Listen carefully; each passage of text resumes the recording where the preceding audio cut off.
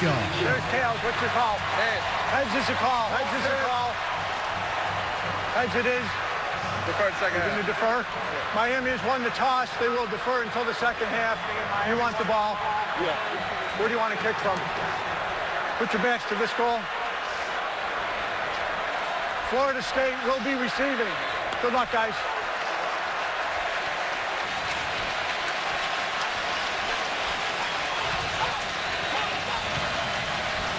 And now one of the great moments and traditions in college football.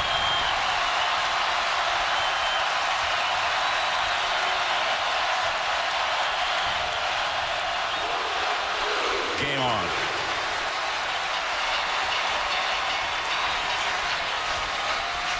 Tom Rinaldi with us tonight, and he's with Miami coach Al Golden. Tom, nice to have you with us. Brent, thank you very much. Coach, you're coming undefeated, but a 3-touchdown underdog. What do you know about your team that seemingly nobody else does? We're fighters. We're going to fight, Tom. We're going to scratch and claw, find a way to push this thing in the fourth quarter. That's what we need to do. We need to get off to a fast start, Tom. How do you disrupt Jameis Winston? A multitude of ways. Number one, pressure. Got to get some kind of pressure from a 4-man rush. Be able to drop 8 occasionally to flood a zone, and then we got to have to play some man-to-man and hold up versus the deep throws down the field. Best of luck to you, Al. We appreciate it. Let's go to the Seminole sideline with Heather. Coach, with so much on the line tonight and so much at stake, how do you get your team to play like it's not afraid to lose? Well, I mean, we prepare that way, and we talk about it all the time. Emotion's not going to win this game. Execution is. We talk about it all the time. So you have to let our coaching and their preparation take over.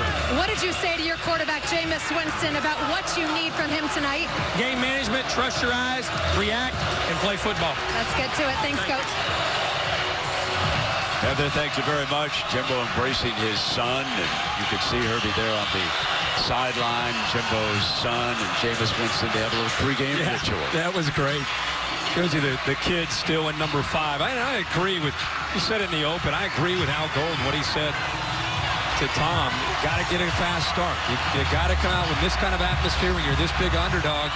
You got to get your team to catch a break. Get yourself to believe that you can win this game.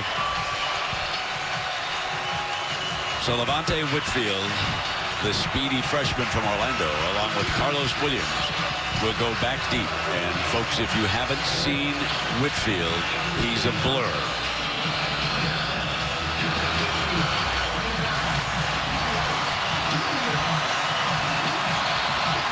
Punter Pat O'Donnell will kick it off for the Hurricanes.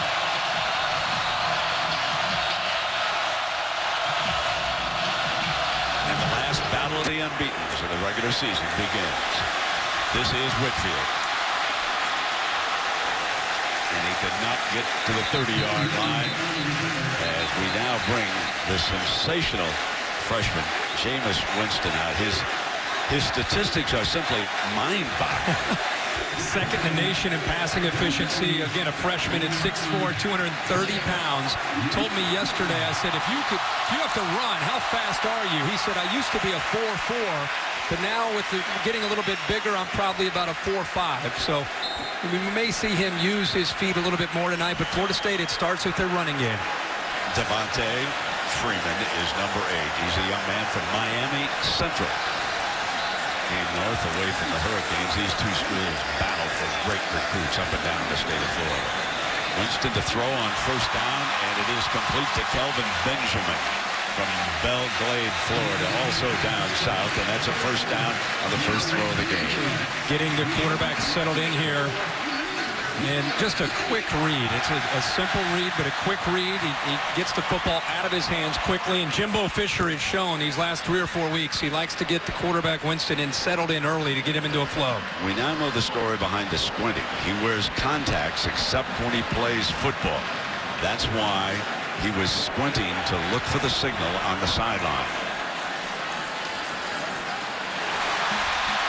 Green, and that's a 9-yard gain. So a first down and then 9 yards. They'll be working in the air early. Picking on the linebacker there to the left, Denzel Perryman, who's a very active, very aggressive linebacker. But these first 2 plays, dropping back, making a quick read. One receiver giving it flat, one receiver coming back to the middle, just making an easy read on that linebacker and going in the other direction. And a timeout here. I think that the chain gang thought it was a first down. And It will they're be going to second down. Yeah, that's exactly what happened. Our ACC crew quickly resets the chains here for second down and 1. Ball is just shy of midfield. First drive of the game, if you're just joining us. Brian Stork, the Knowles center, number 52. He's the ringleader up front.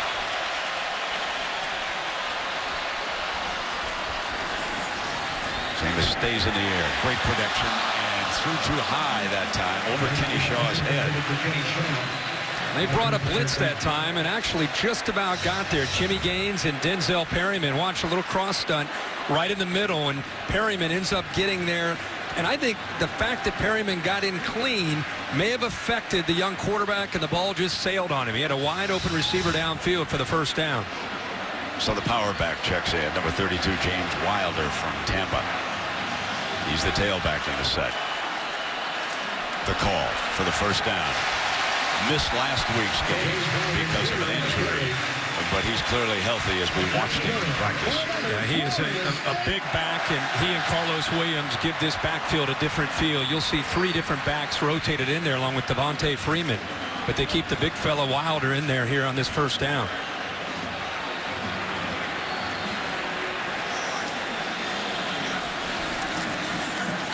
And they come back with him again.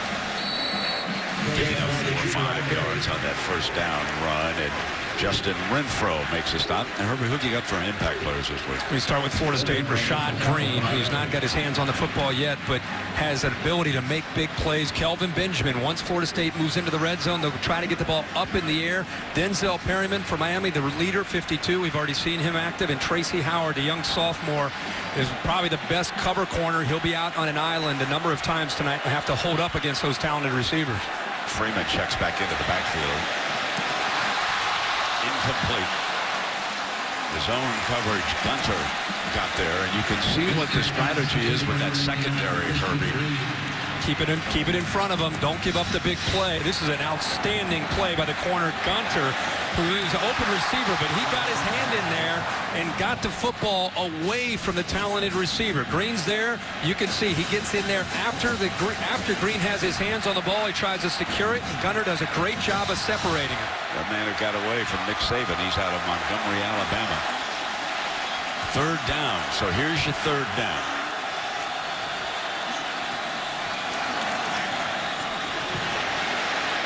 He has to check it down to the safety valve, and Freeman picks up the first down.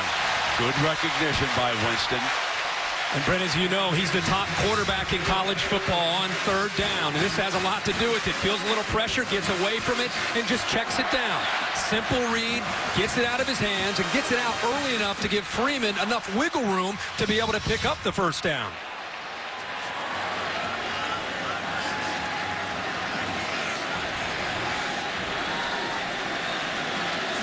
Chad Abram is the fullback. Nick O'Leary, the H-back look. They're going to run behind that left side.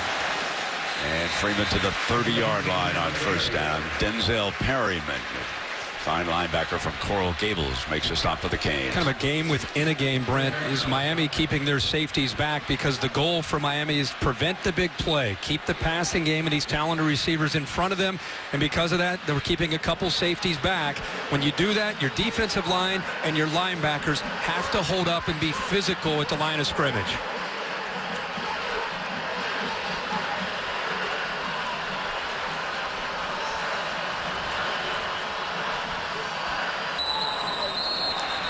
And, of course, penalty flag flies on the false start, and that's a costly mistake for Florida State on this False opening start. drive. Offense number 70, 5-yard penalty, second down. That's the left guard. Matthias moved. You can see the young quarterback get a little frustrated there with his left guard. They've been pretty flawless on this drive here for 8 plays, and they're the first miscue of the game. And it makes it second down and 12. Have to reach the 23-yard line for a first down.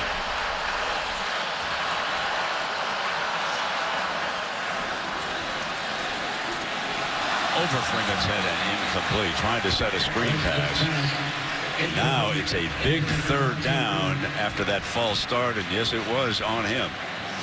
They set that up. They just cleared all their receivers downfield, trying to get Freeman with a big convoy of offensive linemen. If he makes a good throw there, then he's got not only a catch, but he picks up some big yards. And Jimbo Fisher trying to guess that the line might be coming and pinning their ears back on 2nd and 12. And Miami actually didn't blitz, but still, I think that play opens up for a big gain if he's able to throw that on the money.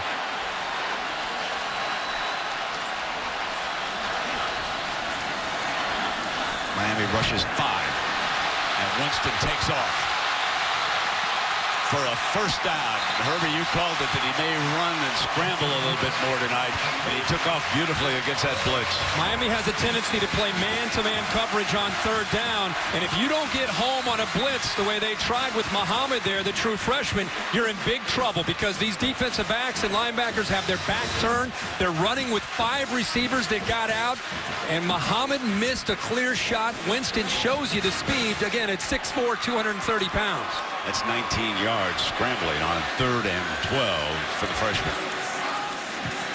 Freeman, nothing doing, throwing for a yard loss that time as that front certainly held on there. Luther Robinson was among those who stuffed the hole. Remember, part of what Miami thought they would have to do, they knew that against Jameis Winston and this talented group of skill players from Florida State, they're going to give up some yards. They felt that if they got Florida State into the red zone, they have to squeeze them, get more aggressive, and try to make Winston settle for field goals. Let's see if it works out here on this opening drive. 2nd down, 11. He'll be looking downfield. Perhaps the most talented receiving corps in the nation right here at Florida State. Winston fires downfield, got a first down and goal. One of the talented ones, of course, is Rashad Green, the junior from Albany, Georgia. He has had a great year and has become the favorite target of Jameis Winston, especially down in this area. They continue to find a soft spot in the zone. He's not getting a lot of pressure. He sat down perfectly there between the linebacker and the defensive back. Freeman will stay on the field as the running back behind Abram.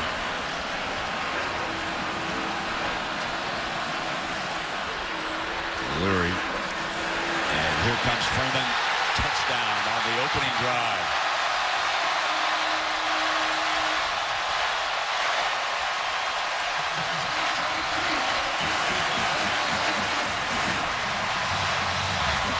About a 13-play, 72-yard drive to open the game up for Florida State.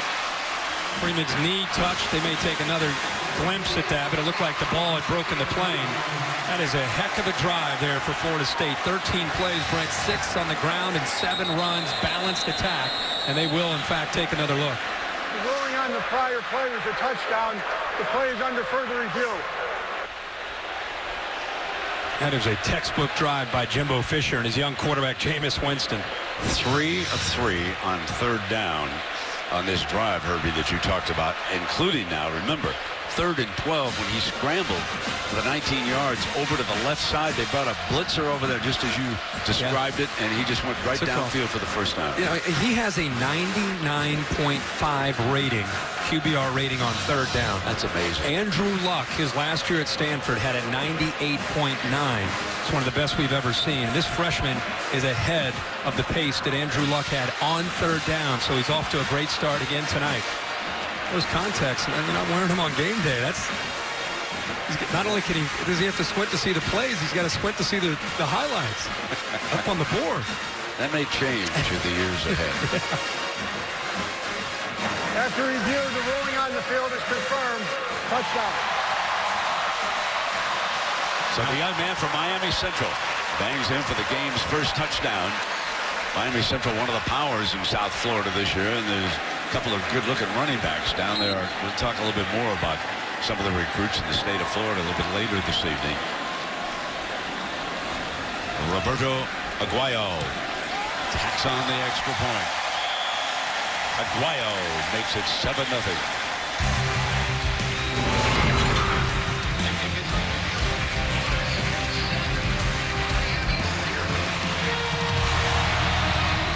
Three in the nation have taken the opening kickoff and have marched for the game's first touchdown. Now it will be the Canes' turn against Jimbo Fisher's Knowles. And there is You think that Winston's a coach. There's the it factor we talk about with the freshman. Stacy Coley and Duke Johnson are back deep. And it looks like Duke is going to take a shot at it, put it down. Tears free, hard to bring down as Wake Forest found out in the fourth quarter. Let's go back to Winston in that last drive. And you indicated having 3 different third downs and converting all 3. And it was great recognition by Winston. You mentioned this. This is a third down and short. Recognizes some pressure to the inside. Moves away from it. Simply checks the ball down. But he did it in a hurry and gave Freeman enough time to be able to pick up that first down. Same guy ends up getting pressure. Muhammad again has a free shot. And this tells you about the quickness and acceleration. Man coverage behind the blitz. Nobody there to pick him up. Easily picks up a first down. 3 for 3, which has been a reoccurring theme on third down for this offense and this quarterback, Winston. Stephen Morris, his turn. Duke Johnson, the tailback, gets the first call up behind the middle of that offensive line, behind McDermott, Feliciano, and Wheeler. You got to be able to run the football and keep the pressure off of Stephen Morris, a talented senior, but he's been battling through an ankle, Achilles injury on his right foot, something we'll keep a close eye on tonight. On second down, they come back with that running game again, and that's a first down. Duke Johnson. So the impact players on the Miami offensive side look like this. You got to start with Duke Johnson. We keep talking about they have to run the football. They're going to give a lot of different looks, but Aiton has to have success. Clive Wolford, also the big tight end, 46, could be a factor in the passing game. Timmy Jernigan, number 8, and Telvin Smith against the run have to be stout and physical for the Noles. Play action, his first pass. Has plenty of time and dropped. That ball should have been caught at the 49-yard line. The tight end Clive Wolford dropped it. Just one of our impact guys had a chance to make an impact on this game, and ball goes right. All right. Goes right through his hands. What a great throw early in this game. It's been a lot of talk this week about Morris. How would he hold up in the football game? The first play-action pass he puts right on the money, and Wolford drops it. This is a big offensive line, folks. This is the biggest offensive line that the Noles have faced, and the Noles coaches said it is the best coached offensive line that they have seen on tape. They're expecting a dogfight down there. Second down and 10, and here comes Johnson. Johnson burst for folks, this is a story. Last year, Duke Johnson carried 9 times for only 27 yards in the entire game. That's right, Brent. Watch the right guard, Jarrett Wheeler, pull around and get a big block. Remember, the linebackers in the middle are 215 pounds with Telvin Smith and Terrence Smith at 215 as well. And they get it the outside to Alan Hearns, the senior from Miami. So Johnson already with 28 yards and 3 carries. And what a difference this makes if they're going to be able to move the ball on the ground. Remember, Florida State's defense faced Boston College, a power-running team. And the Boston College had 200 yards rushing. The last 3 games have been against spread teams. So everybody wanted to see how they would hold up physically against a big offensive line and a power running game from the Canes. Dallas Crawford checks in and gives Duke Johnson a break now. He's a powerful, powerful sophomore from Fort Myers, Florida. You can see Telvin Smith moving around defensively. And Crawford not going to get there. Battled his way back to the line of scrimmage, and Terrence Smith, the linebacker from Decatur, Georgia, with the stop for the Noles. When you don't have linebackers that are 245 pounds, you have to make up for it by getting penetration, just getting upfield and attacking with your defensive line and your linebackers. Telvin Smith, 22, is the leader of this team. He's got to have a big night in the middle for the Noles against this big, strong offensive line in Duke Johnson. The Noles were successful on third down. Now we'll see what the Canes come up with on 3rd and 3. Morris drops it off, complete for the first down. Inside the 30-yard line, they go right back to Wolford, and this time the young man hangs on and picks up a big first down. And this is where Miami wants to live on third down. They want to try to be in third and manageable to give themselves a chance. Remember, an impact with Clive Wolford because of the matchup of him, a very athletic player against those linebackers. Great play by the Canes here early. Johnson checks back into the backfield. He'll get it. Battled his way a little over a yard. Big Timmy Jernigan from Lake City, Florida, the 295-pound junior, and he's the heart of that middle of that defensive line right there. And he's got to eat up some blocks and keep those offensive linemen off of Telvin Smith and Terrence Smith. They're very talented players, but they're built more for the spread attacks that you see in today's game. They're excited to have a chance to go up against this physicality. We'll see, again, how they play. Second down and 8, and here comes Johnson. Sweep right, and the Noles cut it off.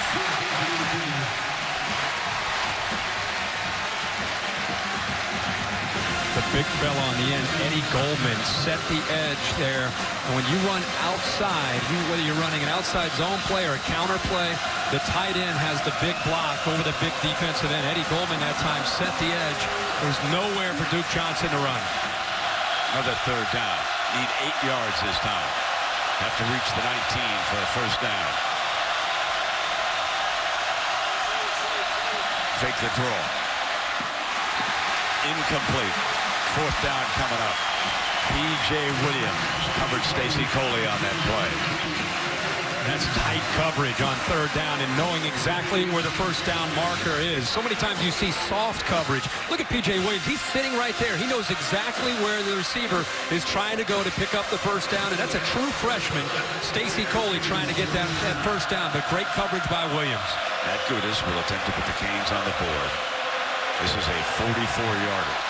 He's missed a couple in this distance the last few weeks. Pulls this one over to the left. No good.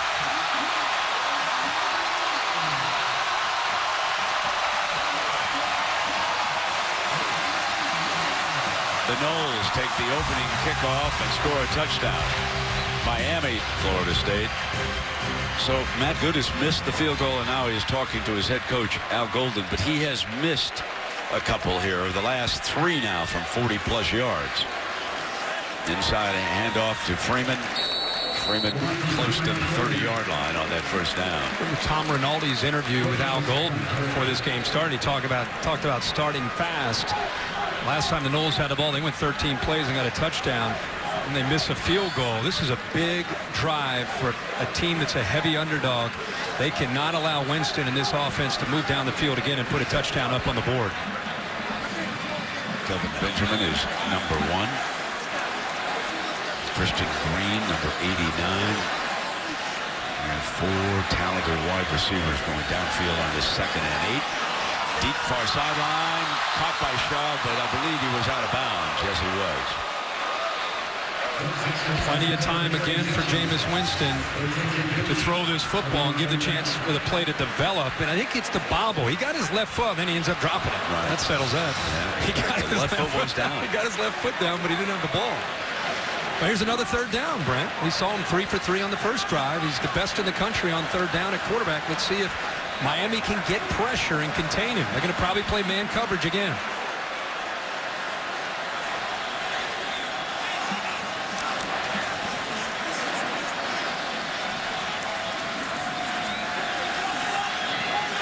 Has time, fires downfield, intercepted. Picked off at the 40-yard line by Dion Bush, the sophomore from Miami. It's a great job of disguising pressure. Perryman is here. He's going to show and then drop. They showed man, and then they were able to sink back and get into some zone. They had zone behind the man under coverage, and he just threw it up. And I don't think he ever saw Bush.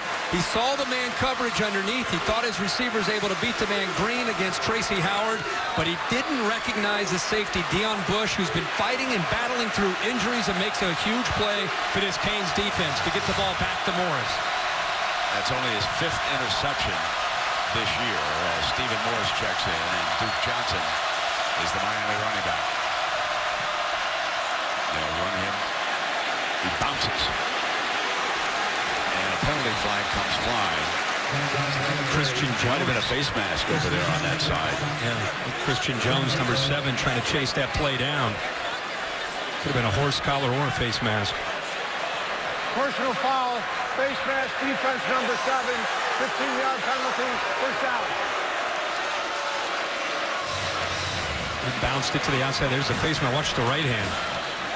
Grabs the jersey as well. So that penalty will move the football past midfield. And the Canes, after the turnover, have a first down at the 48. You and I were talking at the break. They had some success running right into the teeth of that defense. Cuts back. Nice gain again on first down. Duke Johnson, of course, brought Miami back last week against Wake Forest in that fourth quarter, and he's a powerful, powerful runner. Getting quite a surge up front when they run that power game up into the middle. It's hard to bounce to the outside against the speed of Florida State's defense, but they are having success up the middle. Sticking with it. Johnson again, and we note that Shantrell Henderson, a very ballyhooed tackle, is on the field. He did not start tonight, but number 77 is over there at right tackle. He is 6'8", 350 pounds as he sets down. This is a 300-pound offensive line that you're looking behind. And here comes Duke Johnson for the first down. There is no question, Herbie, that this big offensive line is starting to exert authority against this young defensive front. Kind of an unbalanced look there with two tight ends off to the right there. They brought Cleveland along with Walford and just went power football. It's going to be what Miami has to do. They tipped their hand. You knew it was coming off to the right, and Florida State got outflanked a bit, and the power running again from the Canes starting to establish itself. When you run the football like this, what it does is it's eventually going to set up Stephen Morris with play action. The linebackers and safeties are going to start attacking downhill, and that's when Morris could get some one-on-one matchups, try to make the safeties pay for starting to creep up against that power running game. Of course, he's without Philip Dorsett, his best receiver. First down and 10. Play action. Right sideline, got a runner, touchdown.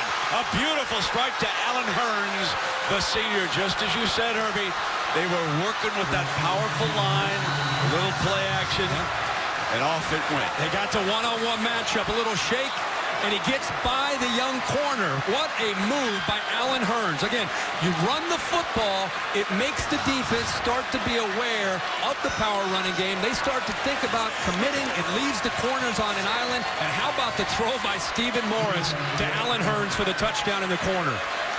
33 yards, and it came after the interception, and Gudis tacks on the tying extra point. Now remember, if Gudis hadn't missed that 40-yard field goal, the Canes would be in the lead in this game right now.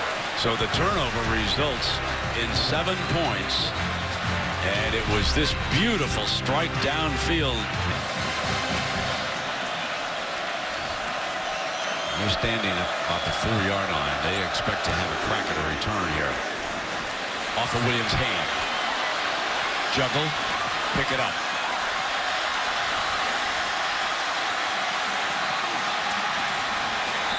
Battles his way back to the 20-yard line. Go back to Stephen Morris. They're running the football. They're running the football. Florida State brings pressure. They play man on the outside. That is a perfectly thrown ball by Morris and a great route by Hurns to get by the freshman P.J. Williams. And it always started because of this third down throw by Jameis Winston. He didn't see Deion Bush. One of the few mistakes we've seen Winston make, not just in this game, but this year on third down when he puts the ball into coverage. Here comes Freeman on first down for the Noles. Breaks to daylight. Reached that second level and burst to the 40-yard line with his best run of the game for 19 yards. Look at the push up front by this offensive line, sustaining their blocks. The big center there, York, who's been around for a long time, not only picks up a block, he gets a pancake, but that line opened up that hole in a hurry. And if you get Freeman, who's got great quickness to get by those linebackers, he's going to pick up a lot of yards.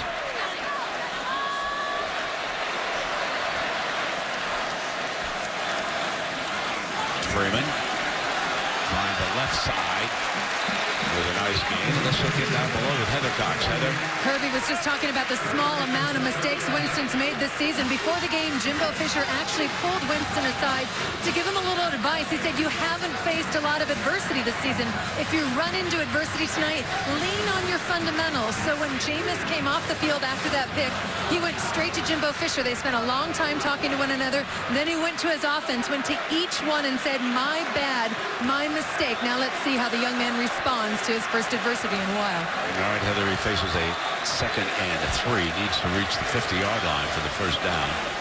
And Freeman cut off, patiently finds a hole. First down, Florida State. There's a penalty flag, however.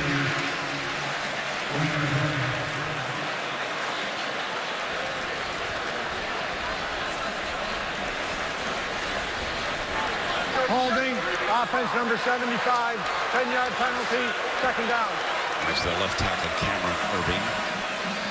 Interesting point from Heather about Jimbo Fisher talking to the quarterback and talking about, hey, let's get back to the fundamentals, because he has been the story of college football for the last 3 weeks. Everybody is telling him about how, Mel Kiper's even said if he came out this year, he'd be the first pick. His maturity will be tested, and it's interesting to see. It's kind of that next step as he squints to get that play in without those contacts. Doesn't have to squint in the NFL, just listen to the audio in the helmet. But let's see how he does handle that adversity after that interception. 2nd and 13. Here's Freeman. Picking up a couple of yards, but they're not back at the original line of scrimmage. Cornelius, the 31 from Stone Mountain, Georgia, in there defensively for the Canes. They've run the football every single play on this drive. Now they're back into that 3rd down and long situation. Let's see how he responds here. That last 3rd down is when he put the ball up into coverage where the Canes fooled him. They showed pressure, bailed, sat back, played man underneath with 2 safeties dropping back. Let's see how he performs here on this 3rd down. They need 9 yards. They need to reach midfield for a first down. Plenty of time. O'Leary's first catch of the night, and Nick O'Leary battles for the first down. And he's shaken up on the play. Tracy Howard with the stop.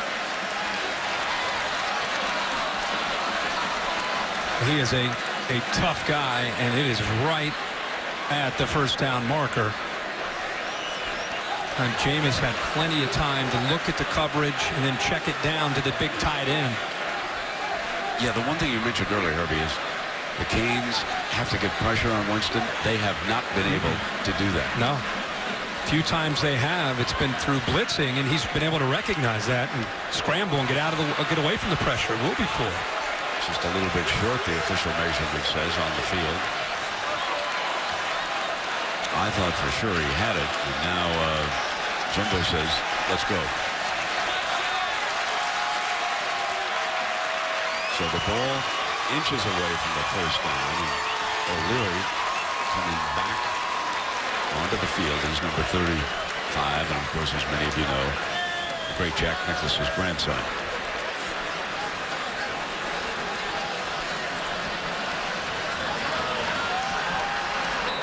Jack, of course, that's another one of his sons over to the right. Jack never misses a game. We come to the end of the first quarter. That'll give O'Leary a little more time.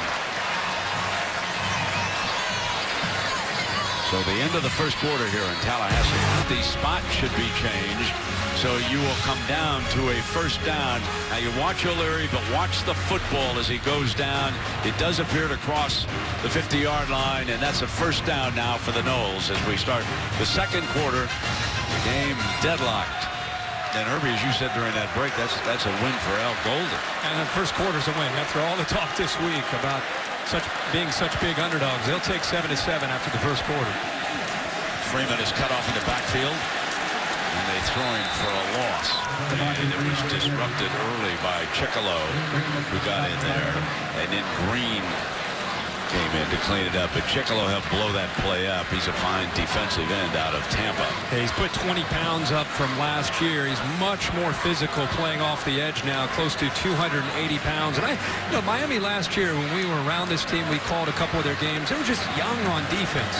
And I think they didn't quite have the depth up front to rotate fresh bodies in, especially on that defensive line. But it's a different story this year with the Canes. Second down and 12 for Winston. Again, great time, uses the safety valve, Freeman, who was able to cross the 45-yard line, so a very manageable third down coming up.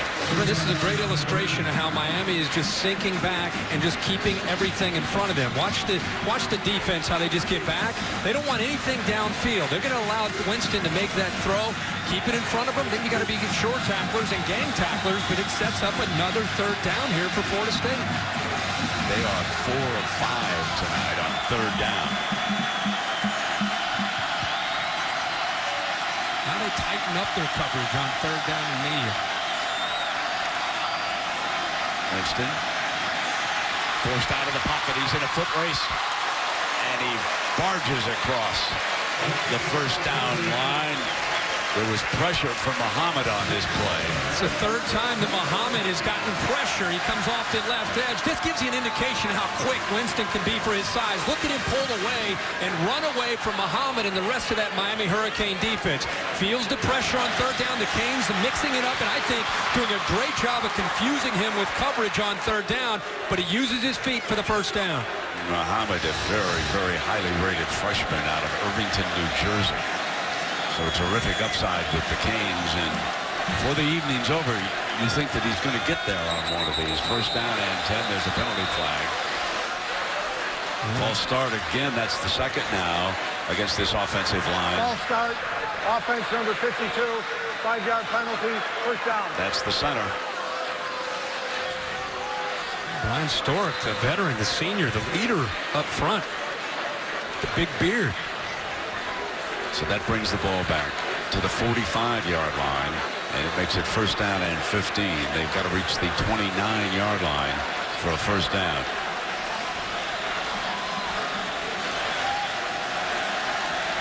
Miami rushes 3, sets coverage deep, and a great grab by Benjamin. Oh, what a catch for Kelvin Benjamin.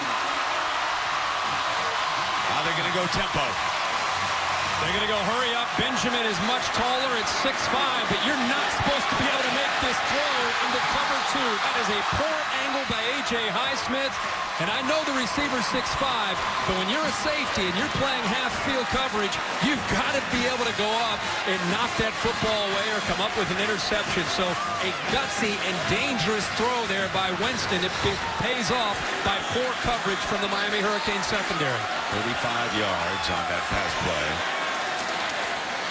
Winston on a quarterback draw.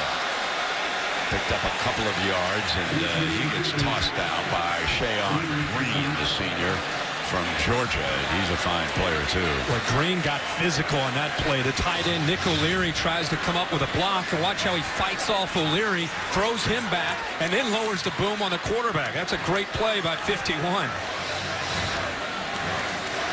Second down and goal.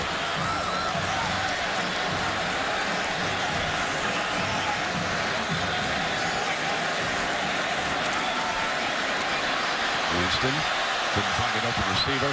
Now he scrambles, cuts back, dives down to about the 1-yard line. It'll be third down and goal. Perriman prevented the touchdown. Miami is rushing 4. It's interesting that they're doing this deep down in their own territory and dropping 7. They're playing zone, but because he had so much time and kept the play alive, he was able to scramble and pick up yards, and the crowd thinks he was able to break the play and get into the end zone. But that right elbow looks like it is down before the ball crosses. Yeah, he's down. The right forearm went down, and instant replay will take another look at this, but I think you can see the right forearm goes down, and this is clearly down on the 1-yard line. Miami is doing the best job that we've seen all year against Winston with coverage. They're keeping 2 safeties back, and they're mixing up their underneath coverage, and I think they're confusing his reads right now. They've been changing the ball from the right hand to the left hand in midair. He should be down right about where it's spotted there. Well, the one thing he's looking at, Herbie, you and I have talked about, there's better athletes in the Miami secondary that he looks at. Now, they've been restricted of scholarships, and of course they've had that cloud hanging over their head until just about 10 days ago. That's been lifted. They can go to a bowl game. They can go to the ACC championship game. Things are so different around the team. The ruling on the field is confirmed. Mark D'Onofrio doing a really good job, the defensive coordinator, who his first 2 years as a Canes defensive coordinator was downstairs, and he has moved up this year to be able to see things a lot better and make the calls from up there, but they are doing a good job of mixing things up. Al Golden was a tight end at Penn State, but once upon a time he was the youngest defensive coordinator in the FBS when he was the coordinator for Al Groh at Virginia. So Al Golden, too, knows a lot about defensive football. James Wilder now is the big back. This is 3rd and goal. They show power. Here comes Wilder. On a cutback. He battles, second effort. Touchdown, Florida State.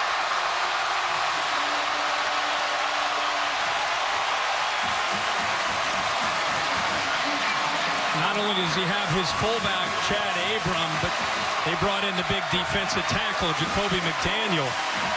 And Wilder showed you why he is that power back, keeping his feet moving. And 55 to tackle, watch him. He actually picks up a block, too, and just pushes his own man, anybody who gets in his way. Trey Jackson's thinking, I'm on your team, man.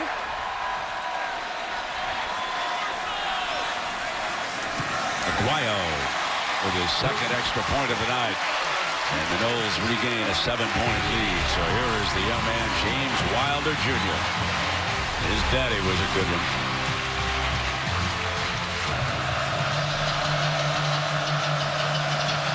Coley back deep along with Burns. Burns out of the defensive back scoops it up, and he is blasted at the 22-yard line.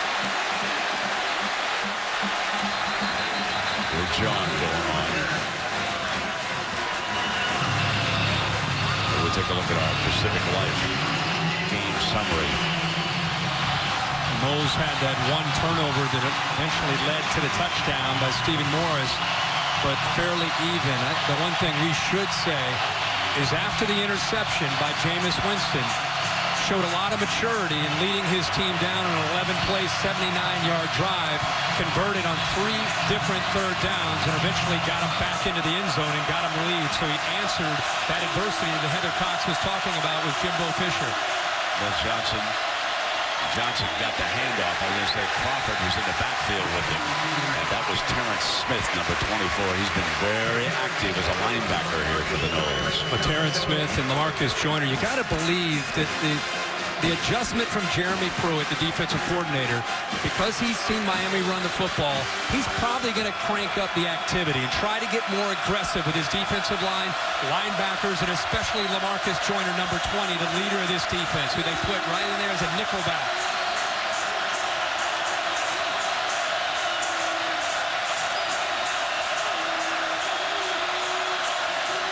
Second and 12.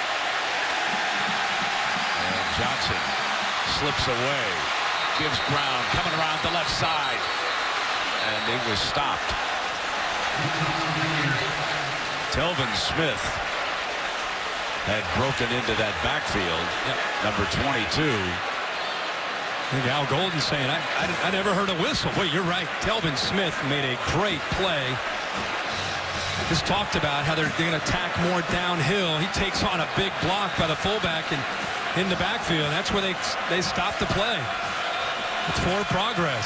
Looked like his feet were still moving. That play looked like it was still alive, but they called him forward progress. A little bit of a quick whistle, I would say, on that one. -2 makes it 3rd and 14. You know, it is possible, in fairness to the referee, that after the kickoff return and there was that little join out there, the officials decided we're going to be a little bit careful right now. Emotions run high when Miami plays Florida State, and we're going to blow the whistle to stop play. I think Golden has a legitimate beef. There's no question. I think the play should have continued. But again, the referees are trying to avoid any kind of a problem in this game. 5 is on the National Register of Historic Places. And it is certainly worth a trip. Herbie just said to me during that break, this is a dangerous play. I'll tell you how dangerous. 6 of his 8 interceptions have come on third downs this year. This is 3rd down and 14. And Morris firing middle. Got a man wide open. Hearns. A big 3rd down completion out to the 49-yard line. And Miami with a 30-yard gain on 3rd down and 14. And Nate Andrews gets lost in coverage, the freshman. He doesn't sink back and take that throwing lane away from Morris, and that's the best-looking throw that Stephen Morris has made in the last 4 or 5 weeks.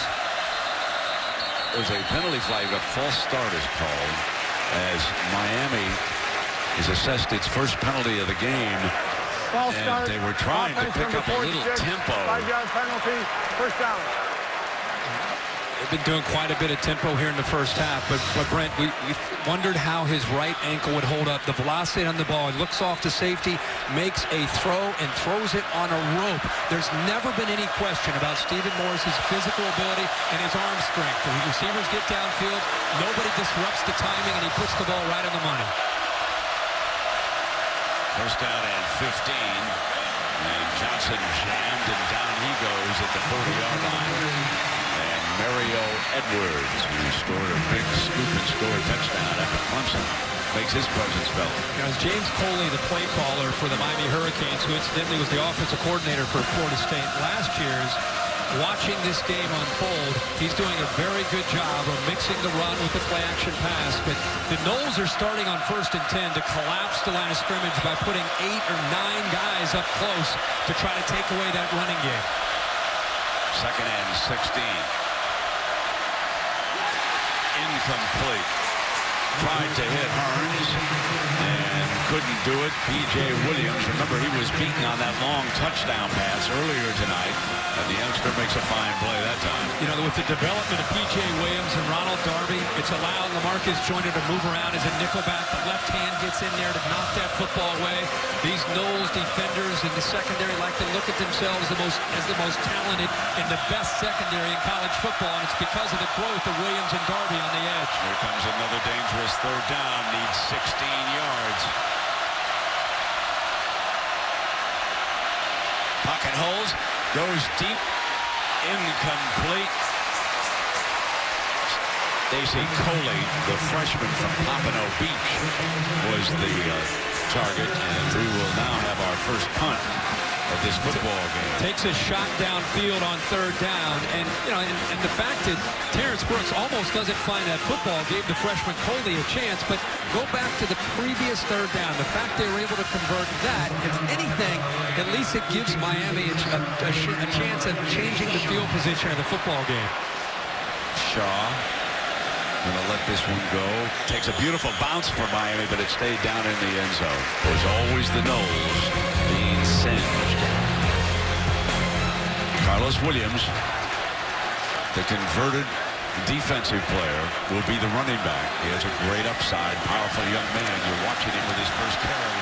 He's got terrific speed. Balance stayed on his feet because Jimbo Fisher always thought that running back was Carlos Williams' best position, so he made the switch, and it gave him depth. I think he's the most talented running back that they have. I think he has a feel and a gear that the other two don't have. He can run with power. He can also take it 80 yards in a hurry. And I think each week he just seems to getting more and more comfortable in his role on this side of the football and growing and more confident. Still has another year to play. Freeman replaces him right now as the running back. He's behind Winston. Cut off on the right. And brought down by Green. He was the first Nole that hit. Kirby was also there, number 56. Miami doing a lot of slanting and angling up front. That time they guessed right. Big defensive line. Again, you cannot say enough about how much they've improved up front with just being more physical and more stout. We called this game last year, and their biggest weakness was stopping the run. They really could not get off blocks. They didn't have the depth. They'd get fatigued in the second half. That's not been the case this year. 2nd down and 11. Downfield, caught at midfield, caught by Shaw. Kenny Shaw makes the catch.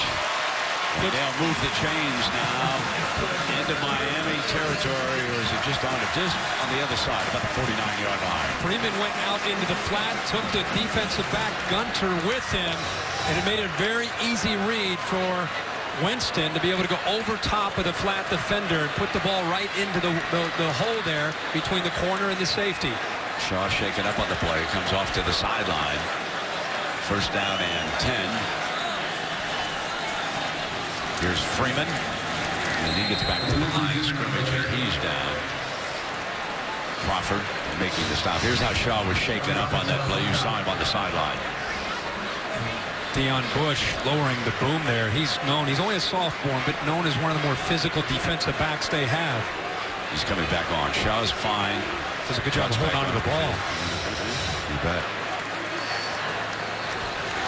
He's got with Shaw and Benjamin and Green, and you throw in Nick O'Leary, 4 different receivers averaging over 18 yards a catch. Amazing. Tight man coverage that Winston's seeing right now from Miami. And Jimbo Fisher jumps in. Yeah. Florida State, Just first time out of the He wants half. to talk to Winston. The play This will clock be a full timeout. was down to 1 before Jimbo Fisher jumped in. Still at times shows that he's a true freshman, or a redshirt freshman. So this minute or overtime, not a trick question. There has been one. I couldn't remember it. Okay.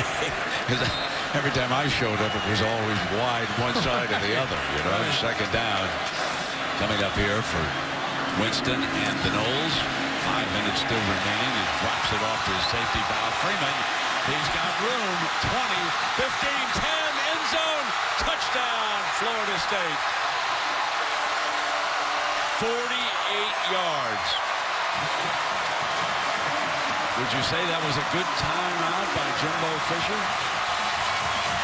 They caught Miami in a blitz and ran a screen to the left.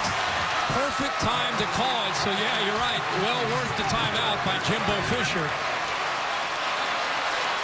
Remember, we just talked about before the timeout, there was man-to-man coverage, and it looked like Winston made check, and then at the last second, Jimbo Fisher, so at least he saw what he thought Miami might be in coverage-wise, and he ends up throwing the screen at the right time. And those linemen didn't even have anybody to block downfield. So here's a look at it. He just runs to daylight. CC. Devontae Freeman from Miami Central with 2 touchdowns here tonight. Jameis Winston and the Noles have put up 253 total yards in this game to 125 for Miami.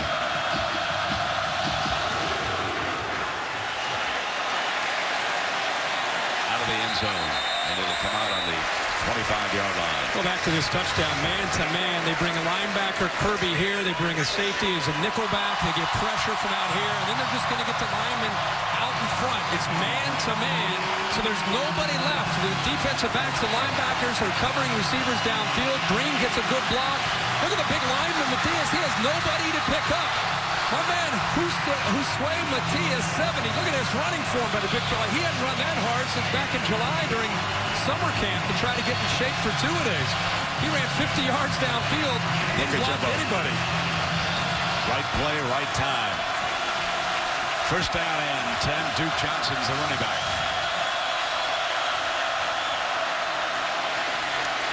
Johnson cuts back into that defense. Timmy Jernigan, number 8.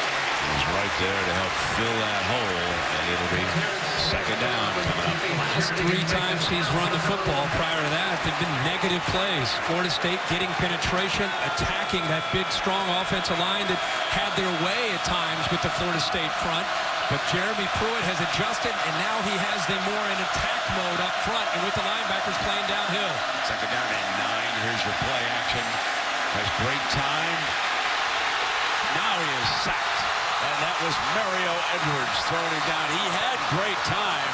Couldn't find an open receiver. Thought about the safety valve, and he too was covered. What a tremendous effort by Edwards to eventually get there. He comes off the left. He fights through the right tackle there, Linder. Then he has to go through the center, McDermott, and then he finally lowers the boom. The quarterback, Morris, who is playing on one leg, he's got to throw that football away. He cannot take a sack deep in his own territory. Now it's 3rd and a mile.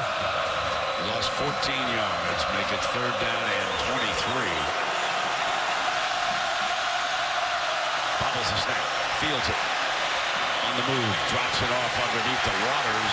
Waters is swallowed. And here comes a punting situation for the Canes. And again, it is number 15. The sophomore, Mario Edwards Jr. Again, let's give Jeremy Pruitt a lot of credit here for the adjustments of just getting more into an attack mode. Ball is perfectly snapped. Morris just lets the ball go through his hands, and then just simply throws the football there to Waters to pick up any yards he can. But O'Donnell back in the end zone, punts it away. Shaw with the fair catch at the 37-yard line, and now we will come up with the answer to Aflac. The last time a Florida State versus Miami game was decided by a successful field goal, you got to be a real good. I was going to say Janikowski. No, it was Jeff Davis back in 1983. This is it. Oh my gosh. You just made Jeff's night putting that up there. Absolutely. Somebody in the hills won, but it was Miami. Field goal pain for the Noles, but here tonight they haven't needed field goals. Carlos Williams back in as a running back, and he barges right straight ahead. He takes on the defenders. This is where Miami's going to get tested. Giving up a couple scores and went from being a close game. All of a sudden it's 21-7 with the Noles having the football back under 3 minutes here before we get to halftime. Big possession here. Remember, Miami gets the ball to start the second half. Wilder is the running back.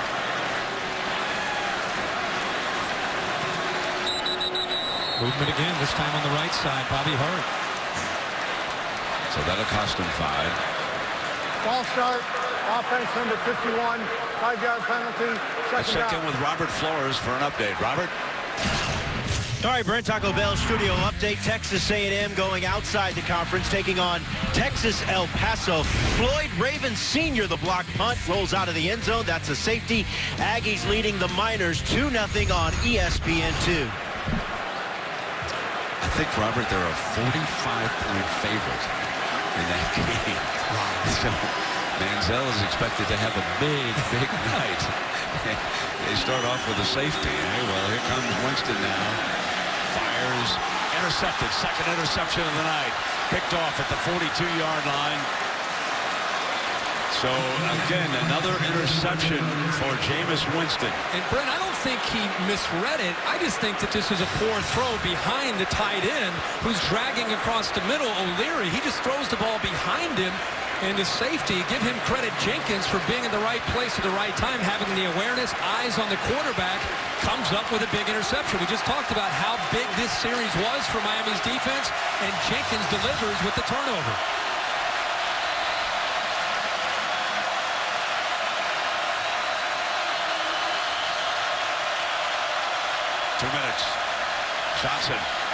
Johnson breaks across and picks up a first down on the first carry. Now there's 1:57. 2 timeouts remaining. Clock stops in a college game, obviously, on it. Successful first down. This could be a huge quarter-ending drive for Miami. They've got 1:55 to work with.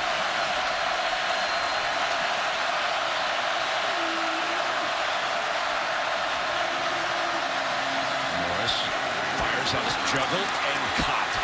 Walford juggling it to the 25-yard line. Now 139. And Stephen Morris bringing it down the field. That's 20 more yards. And the linebackers are attacking, for whatever reason, attacking downhill here. A nice, huge window behind the linebackers. A great effort there by Walford to make that catch. Clock stops again at the first down. Both Johnson and Crawford are into that backfield set. This is Johnson. They have used him twice out of that set, and both times it's been unsuccessful. Telvin Smith not fooled, makes another stop defensively. Al Golden ran down there by the official, almost called a timeout, but elects to save these two, depending on what's going to happen now here on this second down. Remember, Dorsett out with an injury. He has Alan Hearns, Stacy Coley, the freshman, and Herb Waters.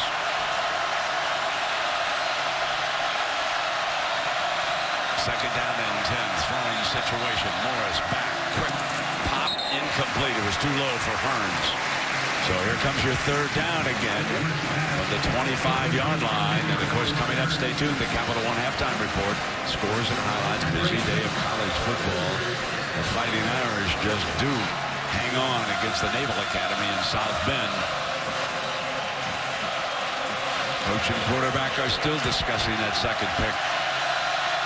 Third down and 10. Noles show blitz.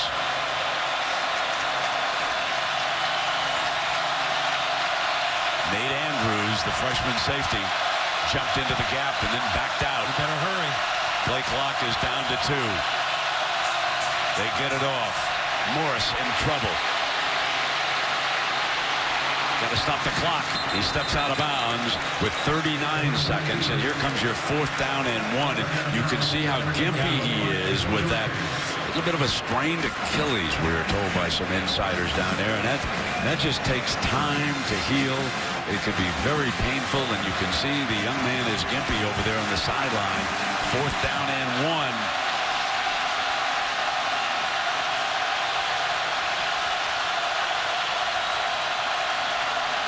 Going to run Johnson. He battles for that 1st down. He got the mark. Al Golden's right there helping that side judge. Now 34 seconds remaining. You got a gimpy quarterback. You're down by 2 touchdowns. Malcolm Lewis, another one of the wide receivers, sophomore from Miramar, is also on the field. And the Noles have been exerting pressure.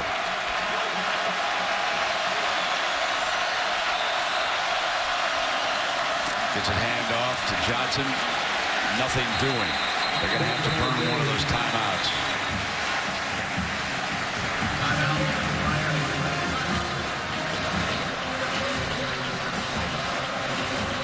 But there's an issue with an injured quarterback out there, Herbie. He's been battling this for 6 weeks. Yeah, I think he had to scramble there to try to pick up yards. It's interesting to me that Florida State didn't even respect Stephen Morris potentially running. He almost picks up the 1st down before Telvin Smith and Joyner push him out of bounds. But when you have an ankle or an Achilles like this, he's out of bounds, and you can feel it tweaked. Watch here is a little bit of a misstep. Watch here, right there. Sure. A lot of scar tissue. When you have an injury like that, you can tweak it. It gets very, very sensitive. But you can continue to fight through that. And that's what he's going to have to do. He's been doing it for 6 weeks. Injured that originally, I believe it was Savannah State.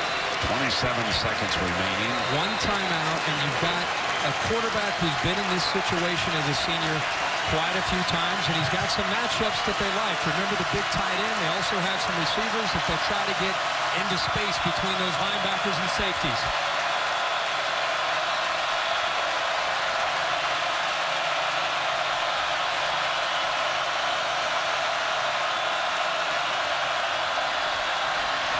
Line holes, end zone, caught by Hearns, touchdown Miami. What a huge play for the Hurricanes here with time running out. A 14-yard scoring strike. And what a throw by Stephen Morris. We've seen 3 or 4 throws tonight. And it is actually the freshman Ramsey got a fingertip on that football. You're talking about concentration there by Hearns. Hold on now. Let's make sure that he maintained control. He's in bounds, but watch the ball. Watch the football. This one will be checked out by instant replay. Folks, what do you think at home? It was deflected. Looks like he's caught it. Does he have control as he's going out of bounds? He's in bounds with the right foot. There is no question about that. It's going to be maintaining control as he goes out. Herbie, what do you think? I think it's a touchdown. I think it's incredible effort there by Hearns to focus on that football after the ball was deflected by the freshman. Look at Ramsey get a finger on it, and he still focuses on to make the catch. I think he had possession, and I think it's a touchdown. That was great. Unbelievable. His and the throw by Stephen Morris, we've seen, again, 3 or 4 throws tonight. For a guy that has a hard time pushing off his right foot because of that injury, he's put the ball on the money a number of times tonight. Used to replay looking over and over.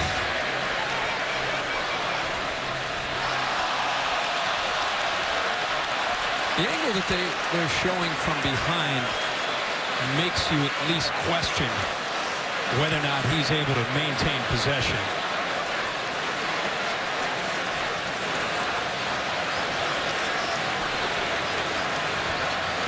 Meanwhile, Golden talking to his quarterback. The upper right. After further review, the ruling on the field is confirmed. Touchdown. A huge play. Stephen Morris to Allen Hearns. And remember, this drive started after Jameis Winston's second interception of the game, and the Canes converted a 4th and 1. Rayshon Jenkins came up with that pick. And both interceptions have resulted in Hurricanes touchdowns, both their touchdowns. Gudis tacks on the extra point. What a game by Allen Hurns. He's got 4 catches for 83 yards now and the 2 touchdowns. And it all started, as you said, with the interception. This is an errant throw. It's not a bad read, but a throw behind Nick O'Leary that Jenkins jumps it, makes the interception, and Morris keeps his composure and leads them down to that touchdown. And Winston knows he blew it there on his second interception. The clock's ticking down, and what great composure and a heck of a throw by Stephen Morris. That, of course, is Hurns' second touchdown catch of the night. Going the other way on the right sideline. He put the Canes on the board. Jenkins. He set it up with the pick. So the 3-touchdown underdog Hurricanes battle back here late in the first half. 8 plays, 57 yards. In a minute 43. Staying alive, and Herbie, you had on that graphic. Turnovers. Got to win the turnover margin. Not only getting the turnovers, but turning them into 14 points. Whitfield will take a knee. Well, we're watching Florida State, number 3 in the land here. And folks, I want to remind you now, this is next Thursday night. Circle Thursday night. If you're a big college football fan, this is a game you want to see. At 9 Eastern, Oregon will go down to Stanford, battle in the Pac-12 North. Couldn't be any bigger than that. Oregon number 2, Florida State number 3. Here's your 2 quarterbacks, Mariota and Hogan, how they compare. And big stage for Marcus Mariota to show what he can do as an individual, along obviously more importantly his team. But he's the front runner right now for a lot of those Heisman polls. What a game. And we talked about Miami. With that touchdown, they get the football to start the second half. And this is the smallest lead that Florida State's had going into the locker room. They led Boston College by a small margin too. 24-17. So this ties it. And let's go down now to Tom Rinaldi. Brent, thanks a lot, Al. How big was that score beyond the points it gave you going into halftime, the final drive? It was big, Tom. We elected to defer to try to get the ball because we want to be in the game here in the second half. We got to do something with it right away to start the second half now. Big score before the half. Good luck to you in the second half. Appreciate it. Let's go to Heather. Tom, thanks so much. Coach, you talked to Jameis Winston before the game about facing adversity. He's already thrown 2 picks. How do you tighten that up in the second half? Just go back to playing, trusting his eyes. He had a guy open. He had Kenny Shaw open on the last play. Just made a poor decision inside. But that's part of football. He's played a great half. He had 259 yards. He's playing well. We just got to correct those 1 or 2 little things. Quit getting greedy. Be patient in the game. Coach Fisher, thank you. Brent, back to you. There's going to be a discussion about contact lenses with this young man at the end of the first half, and they'll get the ball to start the second half. We're Kirk Herbstreit. I'm Brent Musburger. Welcome back. And Herbie, what do you think the Noles should do now? The 2 interceptions were costly. What would you do? I think with the way Miami's defending them, they've got to be able to run the football and force Miami's safeties to come down, and then you can throw the ball. But I've been impressed. You look at the 2 quarterbacks and the way they played in the first half. Can't say enough about Stephen Morris. We came in expecting it to be another Jameis Winston show, and Stephen Morris, despite the right ankle that's been injured weeks ago, has battled and put his team in a position where they get the football to start the second half. He's making great throws. That was the goal, I think, with Al Golden telling us this week. Have a chance in the second half, and they've given themselves a chance here with that touchdown before the first half. Yeah, exactly. Winning the opening coin toss, electing to defer. They will get the ball now to start the second half. Aguayo kicks it away. Fielded it on the 5-yard line. Burns, the return man, still battling on that near sideline. Powerful return here for Miami. And just talked about Morris in that first half, and his numbers are 7 of 12, but it's just the velocity on the football. You know, he's made some mistakes, but there's a big third down throw. Here's the right before the actually here's the touchdown pass down the sideline to Hurns, and then this is a big time throw right there and a big time catch by Allen Hurns to focus and concentrate on making that catch. Duke Johnson will be the running back behind the quarterback Morris. Play action on first down, rolling left, throwing complete to the 37-yard line, and we take a look at the Pacific Live game summary. Herbie, in comparison to the two quarterbacks, and of course that one number jumps off the page. Yeah, the 2 interceptions by Winston. That not only did he throw interceptions, but Miami took advantage of that. That was a goal of theirs. Win that turnover margin. They scored 14 points off the 2 interceptions. Great call there on 1st and 10. A play-action bootleg to get Morris away from the pressure and calling it on 1st and 10. A great decision. Hearns and Coley, the 2 wideouts. Now they come back and they run for the first down. A little bit of a push. Duke Johnson for the first down. We've seen them go with a lot of 2 tight end looks with Walford and Cleveland. And a lot of times they're putting them on the same side. They've run the football about 4 or 5 times when they've got into that formation. Eventually, you might think about some bootleg or play action off the same look. They're lined up to Morris's right again here. Now on first down, they'll run Johnson. He slashes up into that hole for a few yards before Terrence Smith makes another tackle. Great acceleration. You touched on it, Brandon. It looked like the ball might go outside behind Cleveland, but he cuts underneath. And when you're going up against the speed of this Seminole defense, you try to take every yard that you can get. And I think that's the area that Duke Johnson's probably improved the most. Second down and 8. Quick snap, high, incomplete. It was a little high for Herb Waters.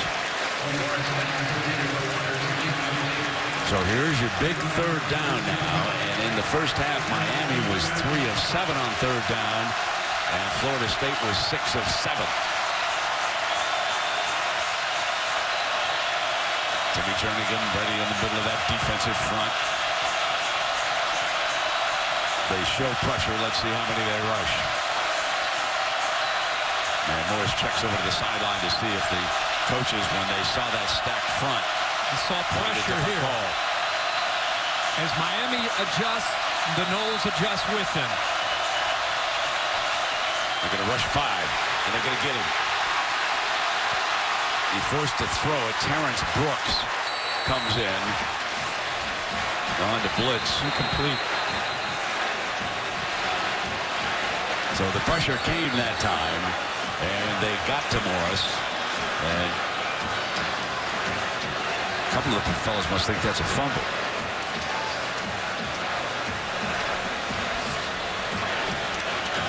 And he threw the football. I think unless Wheeler caught the ball. Well, unless 75. Exactly. Wheeler may have caught the football. No question. Offense.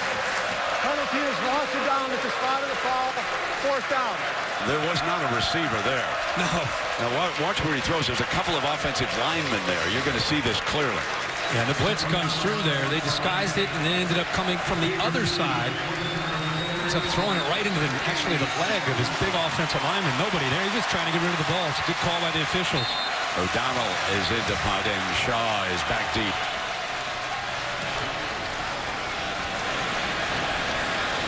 Fair catch. Fine punt. Back to the 17-yard line, and that's where Florida State will have it. So Miami with the first possession fails to do anything with it and forced Vizio BCS National Championship January 6th out in Pasadena, California.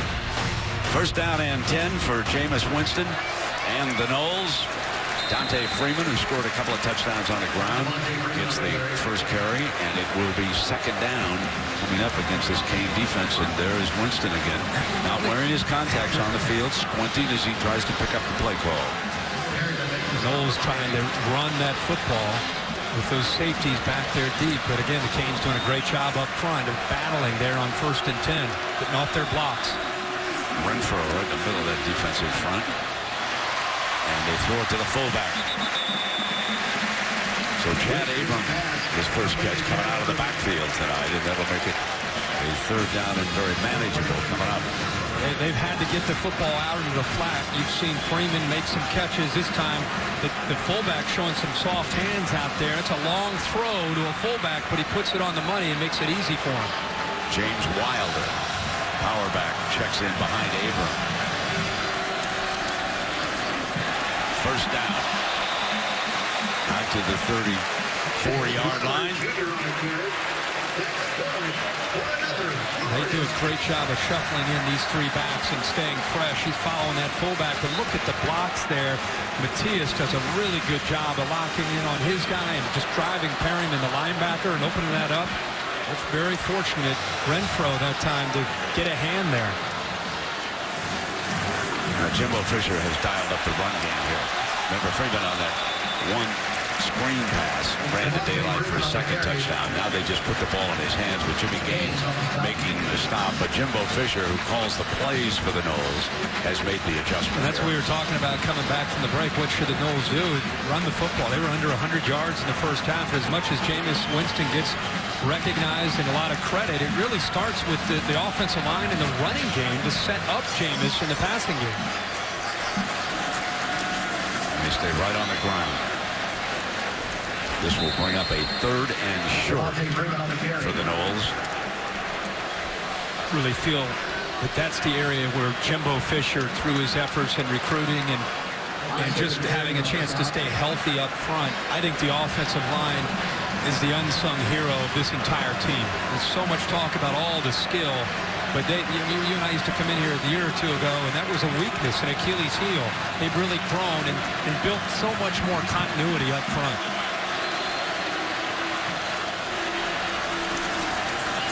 3rd and 2, Freeman.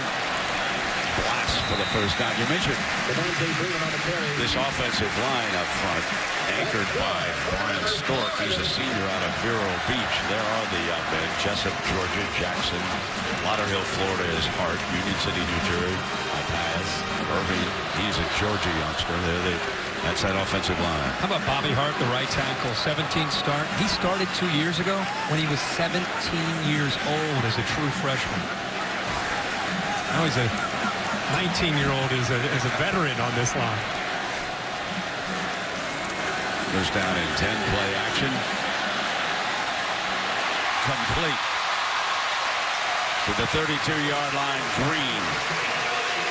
Well, it sets up perfectly. We saw Miami doing some of this in the first half. Watch how Winston moves in the pocket. Just a little bit of movement to buy some time and get a nice, comfortable pocket to be able to throw from. And it takes a long time for Green to work all the way across the entire field to get open. But Winston gets the protection, but the running game set up the play action there on 1st and 10 for Winston and the Noles offense.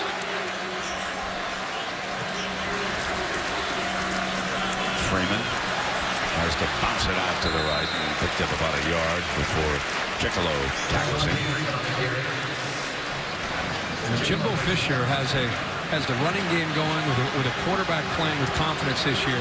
That balanced attack, they're one of the more balanced offenses you'll see in this era of the spread world that we live in.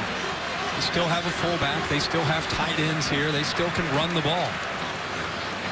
But it works perfectly in sync with Winston in the play action pass. Defense almost is guessing as what might be coming next. Shaw checks in from the sideline as one of the wide receivers. 2nd down and 9. Winston finds the middle. Shaw complete.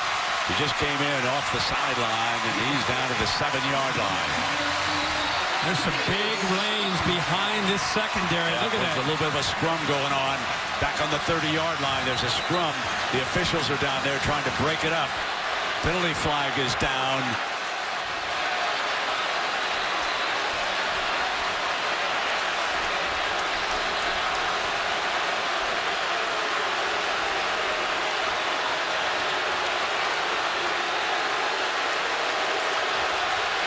Coaches are out there trying to separate the combatants. And he's livid with Hart, his right tackle. This is an area that Jimbo Fisher has worked so hard on the maturity of a football team, not getting caught up in making poor decisions. The trash talking, the extracurricular activities. This is behind the play where Chickalo and Hart are going at it. And I don't know what Hart can do there when Chickalo has his face mask and he's pulling him down towards him, challenging him. But that led to a few other players getting involved, and actually the Florida State staff, the strength coach was out there, a lot of people out there trying to separate the players.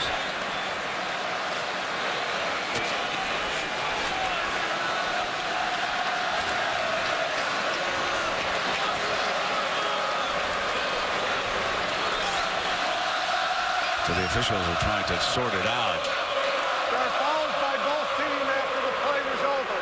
Personal foul, offense number 54. Personal foul, defense number 3. The foul's offset.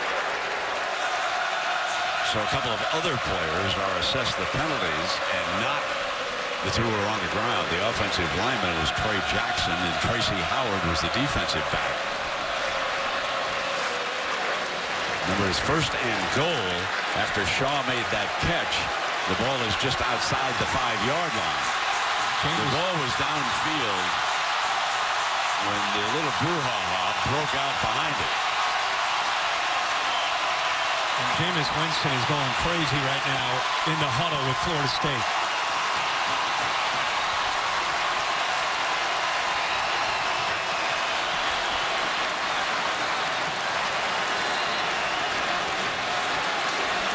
Freeman comes back over to the sideline, so obviously they're going to go with Wilder in this situation on first and goal behind Abram. They'll run the toss to Wilder. Dives for the end zone. Touchdown.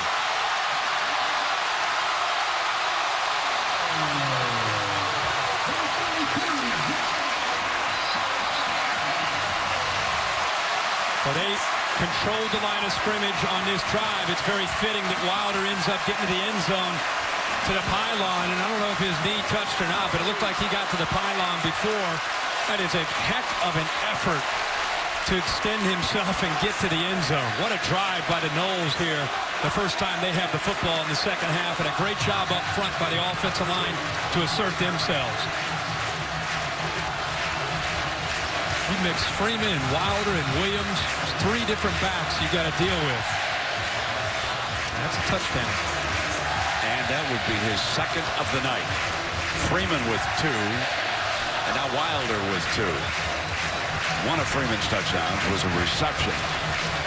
Wilder has rushed for 2, and Freeman rushed for 1. Aguayo ready, and while they're waiting for the word to come down from on high, confirming that it is a touchdown. But there's a young man out there on this special team, Herbert, that I want to mention. Philip Dumar. He's number 57. He'll be the long snapper on this extra point. He's out of Jupiter, Florida, in my neighborhood, and he was a walk-on here. The review of the ruling on the field is confirmed. Touchdown. He was a walk-on, didn't have a scholarship. And this year, Dumar, number 57, he was the young man who bent over now and snapped this ball back. Kason Beatty will put it down for Aguayo. And he's earned a scholarship with this long snapping ability that he developed at Jupiter High. 28-14. What a great play again. An amazing drive. The defense did their job to get the Canes offense off the field, and the Noles come back, get physical and wild. Fielded back on the 7 by Burns.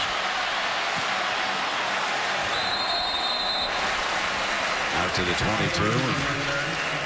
This week on ESPN's Monday Night Football, one of the old traditional rivalries, the Bears and the Packers. The Bears, of course, are shorthanded without Jay Cutler. How are they going to be able to perform against Aaron Rodgers and the Packers, who are stuck in a spot in the playoffs again? Here the Canes come rushing out for their first down. Stephen Morris, again trailing by 2 touchdowns.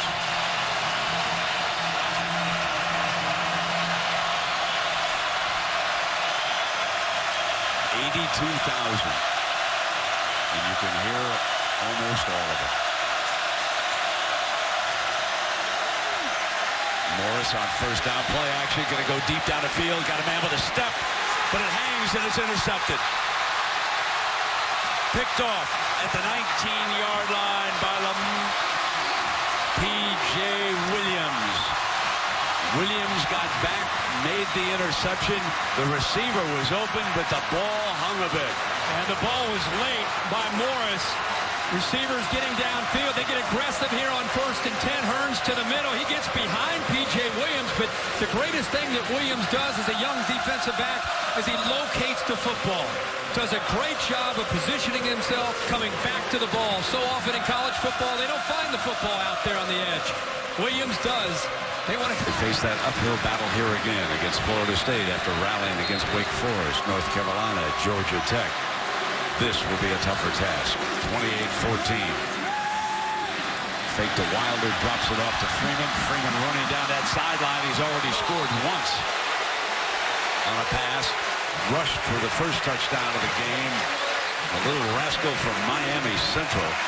24 yards. And man-to-man coverage and a little bit of a cross-action in the backfield. The linebackers are late. You can see Bush, a safety, trying to catch up with him. And Freeman, who wasn't recruited by Miami, Brent, lowers the boom there on the corner gunner. Yeah, he had a great playoff game in the state championship. Florida State was scouting another player. And they said, who is this youngster? And it was Freeman at Central. And so they offered him, and that's why he wound up here in Tallahassee. Now is Winston with the play action going to drop it back off to him. So here comes number 8 again, and he's short of the first down.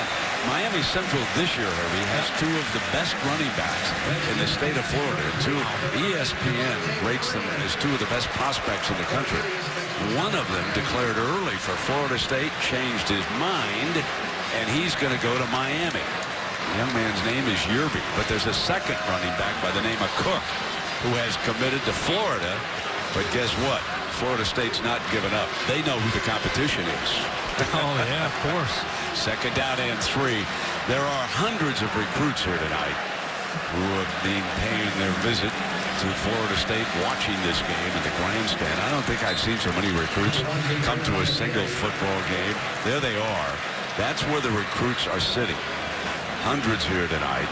And there are your top recruits from the state of Florida. Sonny Michael going to go to Georgia. But there's Joseph Yerby. And right under him, Dalvin Cook. And that's from the same high school that produced Devontae Freeman here, number 8. Year in and year out, Florida, of course, produces so many outstanding football players. Wilder came out of Tampa. Here he is for the first down. He's got a couple of touchdowns, and just as you pointed out, that's about as strong as we've seen him run. Yeah, we saw him at Clemson where he got the concussion, but he clearly is healthy. And again, you just touch on what this offensive line's doing. They're giving Winston time to throw. And how about the last couple throws that he's had? He's allowed the plays to develop and just checked it down. Freeman's already got 5 catches tonight for close to 100 yards, 96 yards. We've seen Wilder catch her out of the backfield.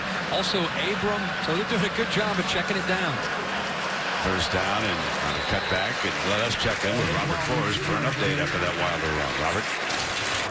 All right, Brent, drop the Pepper 10 conference update from the SEC. Texas A&M going outside the league to take on Texas El Paso.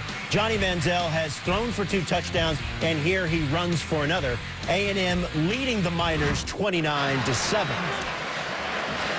All right, Robert, and of course Manziel still in that discussion for winning the 2nd consecutive Heisman. Only one man's ever done that, and Kirk Herbstreit certainly knows the great Archie Griffin up in Ohio. Snaps it off complete to Green. First down. Really, really good balanced attack right now. Yeah, Archie's pretty happy, I'm sure, with Ohio State today up at West Lafayette. When you talk about Heisman's always a hot discussion. BCS standings with Alabama off this week. Florida State a chance to show everybody if they're one of the top 2 teams. Oregon will have their big chance on Thursday night against Stanford. Ohio State, when they play inferior teams, they've got to do what they did last week to Penn State and what they did this week to Purdue. So it is first down and 10. Fumble. Winston fumbles the snap, scoops it back up. Tries to get back to the line, and he gives up a couple of yards on that play. Perriman just got his eyes off the football. He started to peek when he's going to run the football. He just started to look out to his left because he'd run a little bit of a speed option. Took his eyes off the football, and he didn't give up on the play, trying to make something out of it. Abram and Freeman will be the running backs here on this 2nd down and long. Alabama, of course, next week hosts LSU in Tuscaloosa. An annual big showdown in the SEC. Winston stands tall, fires right side. O'Leary with a diving catch at the 12-yard line. Sliding for it. And there is the old Noel Lee Corso in the background. He's got to be happy about this. Jimmy Gaines, the linebacker, tries to stay with him. Nick O'Leary can run away from linebackers. He is a tough matchup. That ball is thrown a little bit higher and over his shoulder. He makes a catch and probably walks into the end zone. There's Corso right over there by that down marker. Watching.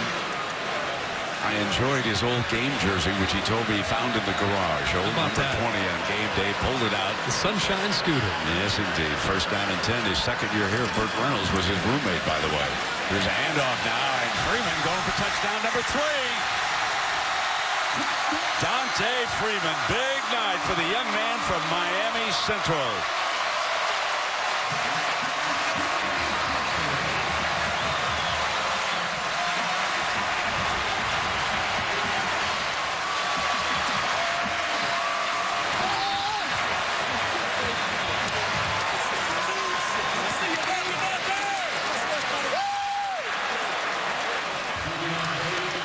Roberto Aguayo.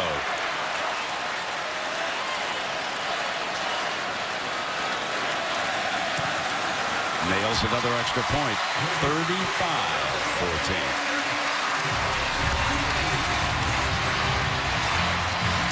He has really developed through the years. 14-0 here in the second half. The Noles have jumped out on top. And remember, that was an interception that led to that touchdown. So we've had 3 interceptions, 2 by Florida State, 1 now by Miami, and all 3 have led to scoring drives. Turnovers.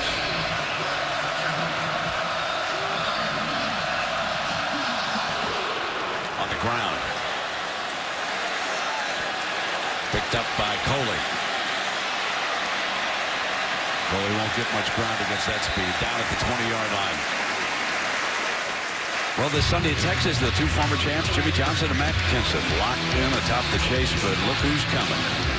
Jeff Gordon closing in. Only 3 races left. Championship stake.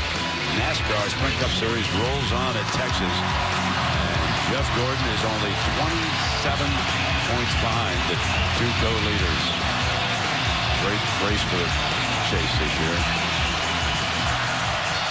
And here Wilder leading the cheers.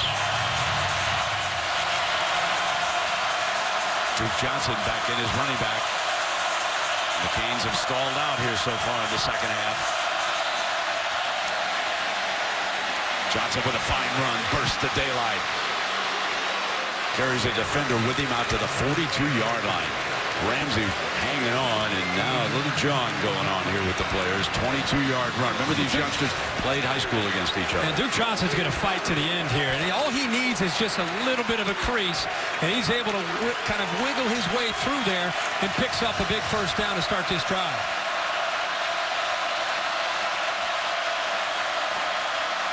Again, the workhorse. Picks up 9 more. Let's go down to Heather Cox. Heather. Well, Brent, you certainly sense there's a bit of a game inside the game, a one-on-one matchup between Duke Johnson and Devontae Freeman. As you mentioned, played high school against one another, grew up playing youth football together. And Duke Johnson said of Devontae, he's a tough runner, hardworking guy, humble, my type of guy. And remember, Freeman definitely said today he admitted he has a big chip on his shoulder because Miami didn't recruit him. So far, a career night for Freeman. 3 touchdowns for the first time ever. Second down and 2 in trouble. And he did have a receiver outside, and so it was in the ground. It goes down incomplete to Walford. Mario Edwards roughed the quarterback there, Stephen Morris. He's been close a couple times, and this time they got him. I was just about to compliment how far Mario Edwards has improved this year. See if he actually roughs him.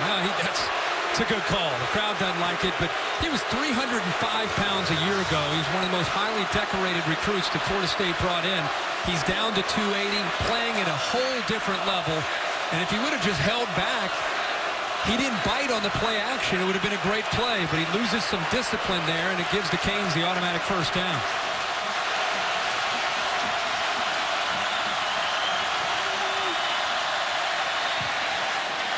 Struggled, and Walford's done that a couple of times. Drop one, and then second juggling act on the completion. He's fortunate to be able to hold on to this. Again, they're recognizing how quick this defense is moving, and they're just coming back off of a naked who try to get a fast-flowing defense going one way. You come back the other way, but Walford's got to hold on to the football. Goes down the far side, got a man open. Incomplete. I've got to tell you, you got to watch this freshman, Stacy Colin. He and Alan Hearns are beating the corners of the Noles. They're getting past them. They're getting a step. This could have easily been a touchdown. He got behind him, and I think if you're Stephen Morris, you'd like to see the true freshman maybe get his other hand up there and try to bring that in with two hands instead of just a left hand up. Here's a 3rd and 5.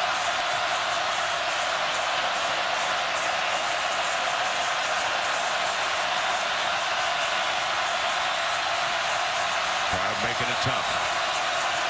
Clock winding down to 5 seconds. Morris sees it. Here comes a blitz. They hand off against it, short of the first down.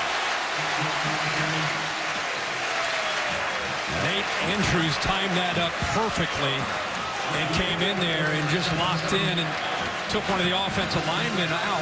Surprised that Miami didn't try to check. A little bit of gamesmanship that time between James Coley calling the plays for the Canes and Jeremy Pruitt, the defense for the Noles. 4th down and 2. Higgins is the fullback. They shift the power over to the left side. They run Johnson in that direction. Valley can't get the first down. Florida State football. Lawrence Stample led the defense that time. The big sophomore from Fort Lauderdale in southern Florida fights off his block and gets to Duke Johnson, who's down. An interesting call there where they overload the left side of the line of scrimmage and try to get the matchups that they want, but the penetration by Lawrence Stample took that play away. Heck of a rotation up front that Jeremy Pruitt has. They lost 3 great defensive ends from a year ago, but they have about 9 guys that they'll rotate in there. He comes right through the middle, gets off of his block, and I don't think he would have gotten it anyway. What a great job by that Noles defense. They are physical and athletic in that front. Duke Johnson being tended to. He's rushed for 97 yards here tonight. He kind of went down on his knees, and then this is a lot of bodies that are coming down on him. Right leg is stuck underneath there. Yeah, so he's being tended to, and you know, Herbie, we mentioned earlier that that cloud had finally been lifted from the head of the Hurricanes down in Coral Gables when the NCAA finally announced their penalties. A couple of things are critical. No one could understand, and they still don't understand why it took so long. But the self-imposed postseason ban by Donna Shalala, the head of the university in 2011 and 2012, really helped things here. Now, they do lose the 9 scholarships, and that's no small thing over the next 3 years. Probation, so they don't want to do anything wrong, certainly between now and that October 21st date in 2016, and some recruiting restrictions for the next 2 seasons. But it's going to make it so much better for the coaching staff and the players and the administration. That's finally behind him. Al Golden can now go recruit, and he knows that somebody recruits can't say, well, Miami's a great school and all this, that's a great coaching staff, but you don't know what's going to happen. You may never go to another bowl. That cannot be said anymore. Everybody knows now, and that's a big, big thing. He has clarity, and he knows the future of his program. Imagine what he stepped into. Had no idea, and all of a sudden he's dealing with the possibility of sanctions. I thought the Miami, everybody, not just the head coach, but the administration handled that about as well as they could. Terrence Brooks going off as well. And now they do, as you said, now they know what to do and how to recruit. It does not look good for Duke Johnson. Yeah, it's a real shame to see him go off like that. And of course, Dallas Crawford is the backup. Certainly seems very, very unlikely that Duke would return to this football game for sure. And let's hope it's okay. Remember, this could be the first of 2 times that these 2 teams play. They are in opposite divisions in the ACC. Miami is eligible to play in the ACC title game this year, and if they win that division, Devontae Freeman, by the way, is running back for Florida State here, but if they win that division, And Florida State continues to win. There will be a rematch in Charlotte. And I think we will see that with the way Virginia Tech's been playing these last few weeks. Virginia Tech a loser again today. They go down to play Miami next week. Lost to Duke a week ago. Lost to Boston College today. So I think it'll be tough for them to be able to match up with Miami's speed. But you never know. Virginia Tech always has that great defense. Let's just hope for Miami's sake and Duke Johnson's sake what he's done here, but he's hopefully able to come back for the rest of this season. He is such an integral part of their offense and their running game. Coming down the inside of the final minute here in the third quarter. The battle of the unbeatens, Florida State with the upper hand, certainly here in the second half where they've outscored Miami 14-0. Freeman, who's having a huge career night, as Heather Cox pointed out, gets the carry. Brent, you talked about the possibility of these teams playing a second time, and as we're getting ready to get to the end of this third quarter, I think it's very important that the Canes keep fighting. Not just for pride, but to send a message to Florida State. They don't want to let go here of the fight that they put in for the first 2.5 quarters of this game. Olsen Pierre, Rahway, New Jersey. He now is shaken up on the play. Well, the junior is down, and let's check in with Robert Flores for an update. Robert? All right, Brent, AT&T All-America Player of the Week nominee. It is Auburn's Trey Mason, 168 yards, 4 touchdowns in Auburn's 35-17 win at Arkansas. If you'd like to vote, visit ESPNAllamerica.com. Brent. Robert, thank you. Pierre still being tended to by the medical staff over at Miami.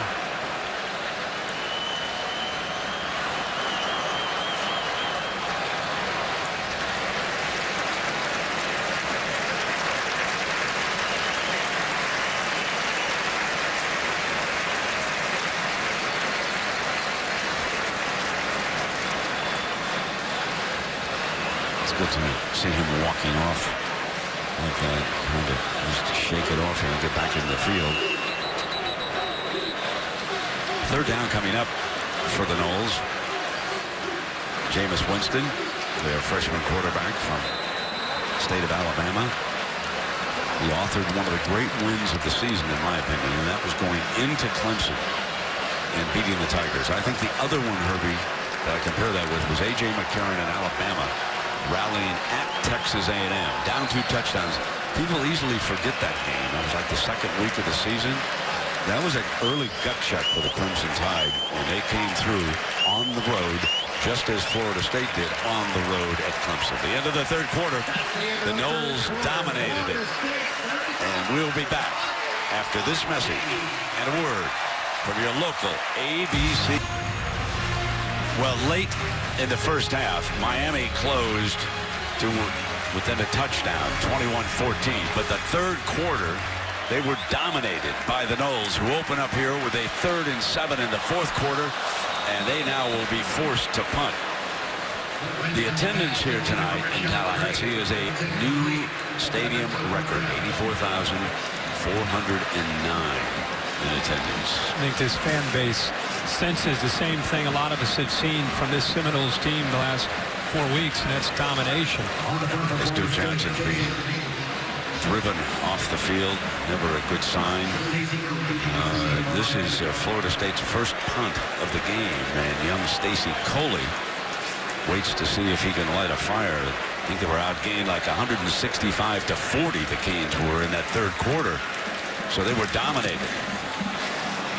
Low punt, here comes Coley at the 35, looks for a crease, and he's finally tackled at the 42-yard line. So get your NFL Sunday started on ESPN, 10 a.m. countdown.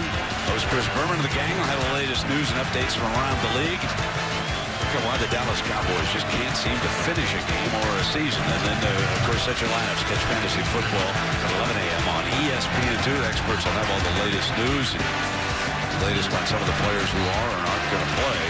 If Dallas Crawford, who's got a low center of gravity, a more physical back than Duke Johnson, could come in and he gets his chances to run the football, see how he can do here for the Canes offense. Shakes that first tackle. And then the big fella came back on him with pain. Mario Edwards said, you may have beaten me the first time, but how about this Waller? Mario Edwards just seems to get better with every series. I mean, this is a guy that, again, he was heavy. He was highly touted. He just seems to be practicing better. He's more committed, and it's paying off for him on Saturdays. He is a dominating player on the edge of this defense. Remember now, the Noles had dominating defensive ends a year ago, and they lost them to the NFL. So as Herbie points out, the development of Mario Edwards could be very big news for this defense.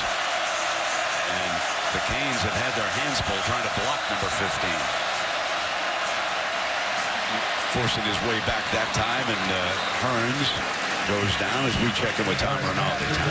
Well, Brent, we saw Duke Johnson carted off the field here just moments ago. An ankle sprain to that right ankle. He's going to be taken back for further evaluation, x-rays to see if it's not something more serious. But he won't be returning to this game. Last player to greet him before he left the field, Devontae Freeman, and a good show of class between two friends and two rivals on this night. Yeah, indeed. And it looked like he was bent back over, as Herbie pointed out at the time, Tom, and during your report, we took another look at that. Here's your third down now for Stephen Morris, and they're only 3 of 8 on third down. Florida State 9 of 11 here tonight. So it's been a big, big difference on third down. Morris, downfield, middle, intercepted. Picked off at the 30-yard line. Marcus Joyner, the leader of this team. Actually, it's the freshman, it looks like. Andrews. Yeah, Nate Andrews got in there. Usually over that star position, over the inside receiver, usually is Joyner, but this time the freshman gets in against the big fullback. And at 5'11", he can't get the ball over him because of the positioning. Great job by Andrews. He's step for step with a big tight end. And that is another pick for Morris. So he's had 2 interceptions. Winston had 2 in the first half. So a combined 4. Freeman, Wilder both in the backfield. And Wilder, the ball carrier here on first down. Morris has been throwing a lot of those throws where he gets it, throws it with velocity. He can't put it up too high because the safeties can come over. Look who's limping off the field. It's like a calf. But that time he tried to throw it right through Andrews, hoping he wouldn't turn around, and he did. Made the great play. And that's the one thing about young Wilder. He just hasn't been able to stay on the field, and what a shame, as he possesses such great talent.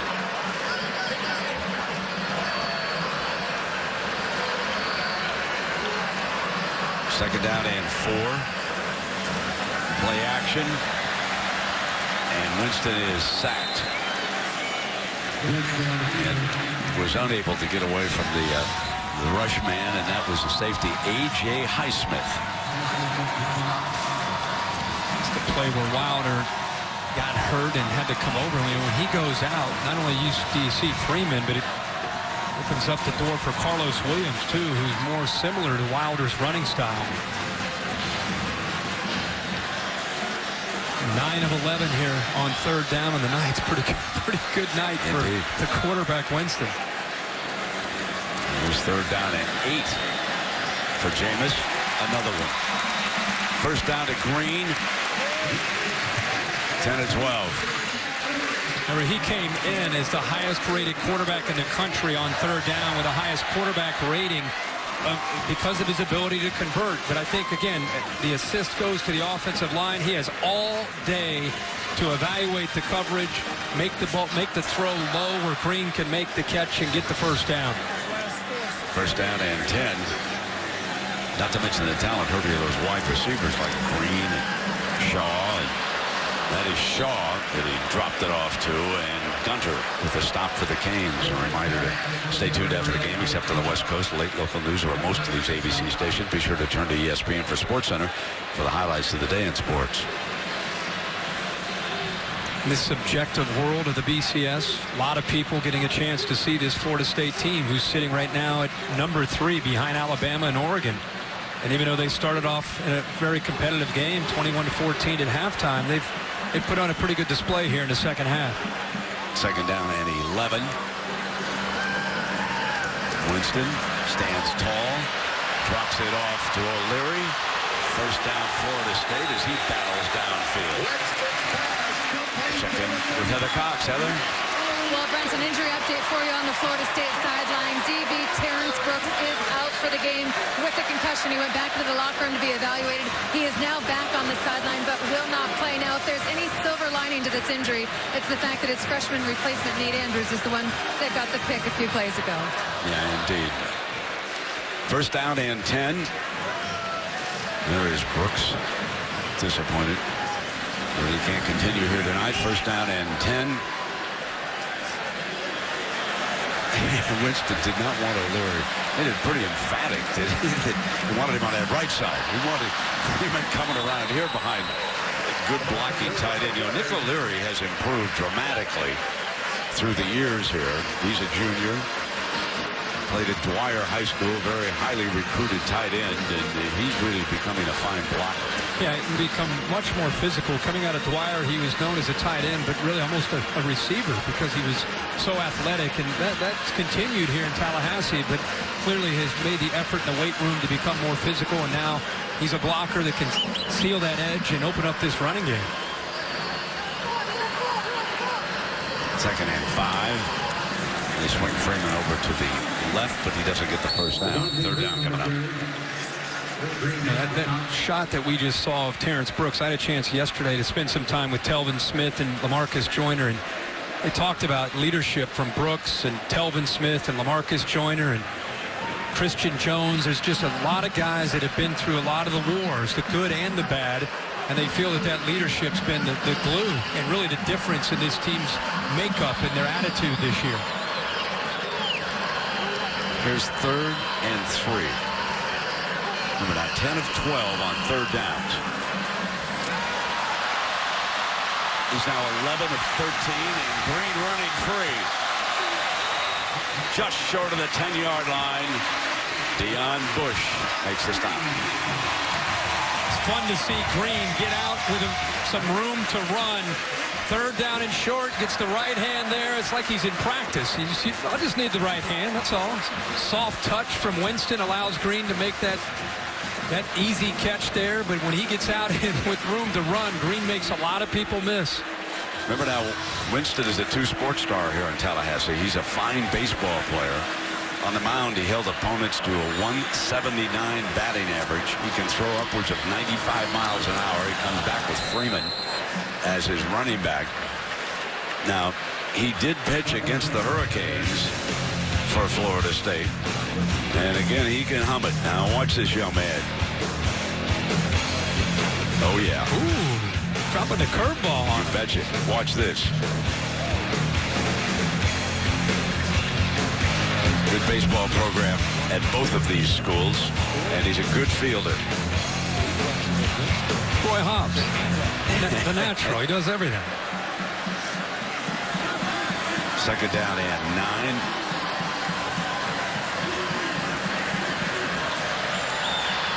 Deflected away from Green, and that was a nice play by Antonio Crawford, a young man from Tampa. He's a sophomore and makes a good play here. He looks off the safety to get the one-on-one matchup. Ball might have gotten in there, but I think you're right. Crawford had just enough to touch that football before Green could secure it for the touchdown. Winston wants another touchdown pass. He only has one tonight. Third down and 9. And look who's back in the backfield. James Wilder. Gets that handoff and nothing doing. That'll bring up fourth down. They've got the ball centered. So here comes Aguayo. Aguayo's an interesting story as a kicker because, folks, he's perfect. That's right. He's hit all 10 of his field goal attempts this year, and he has not missed an extra point. That's right. 53 of 53. And so here he is for a field goal. Perfect on the season. Roberto Aguayo, 25 yards. Kaysen Beatty will put it down for him. And he's still dead perfect. No jinxing him. You're watching Saturday Night Football on ABC, presented by... And in the first half, the Canes were humming. but it was all Devonta Freeman and the Knowles on the offensive end, along with James Wilder. Freeman Irving with 3 touchdowns tonight. And, oh, yes, you love this pick by that secondary. Yeah, the true freshman, Nate Andrews, it's just been complete domination in this second half. It looked like we had a chance to have a pretty good game in the first half, the way the Canes were playing on both sides of the football, but the Doles have taken control. Here comes Coley now on a cutback. And sort of slips down at the 15-yard line. We'll take a break. Can the Canes get something going offensively in the second half? Come on back and find out. Start with a swipe or type to search your stuff and the web all from one place. Let Bing find the photos you've been gathering in the cloud, the music you've been collecting on your device, and all the places you've been dreaming about from the web. Search for anything and everything beautifully and simply with just a single swipe or type. Only with Bing Smart Search on your Windows tablet, PC, or Surface. That's the new Windows. One experience for everything in your life. I'm a cheap bungee cord. This guy bought me at the gas station. Perfect for holding down the lid on a box of sweaters. But 800 pounds of tailgating gear? Nah. And if you have cut rate insurance, the biggest hit of the day could be to your wallet. So get an Allstate agent and be better protected from mayhem, like me. Mayhem is everywhere. Are you in good hands?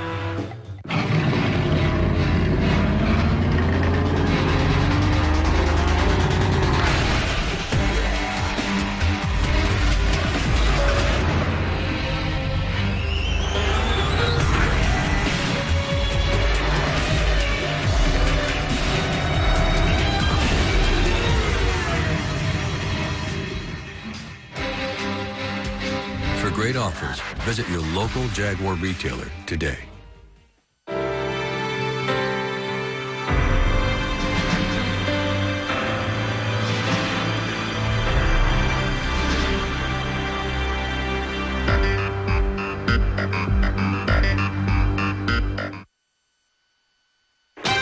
Saturday Night Football, presented by the new Windows.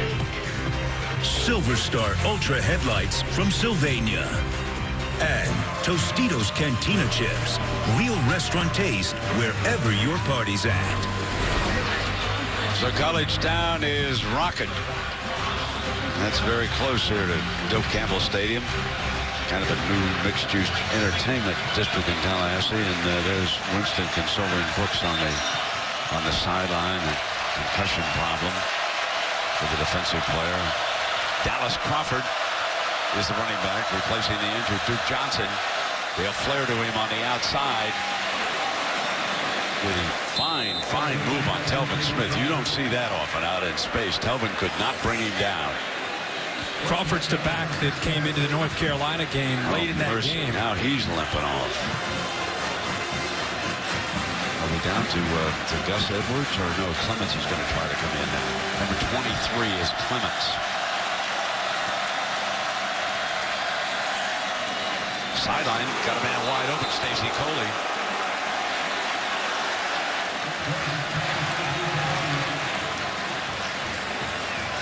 True freshman makes the catch, and Jalen Ramsey, a true freshman, makes the hit. Well, he got right behind the coverage there by P.J. Williams. And again, that's the velocity on that football that has to be thrown there by Stephen Morris to stick it in there behind the corner in front of the safety.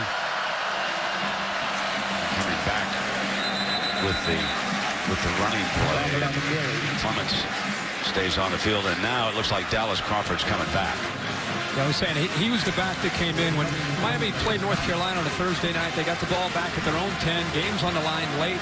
They went 90 yards, and Crawford was responsible for the majority of those yards before the Canes drove the length of the field and got the touchdown to win it. Second down and 9. Set the screen pass. Crawford but the screen was disrupted before it could ever form. There was pressure on Morris and other defensive players.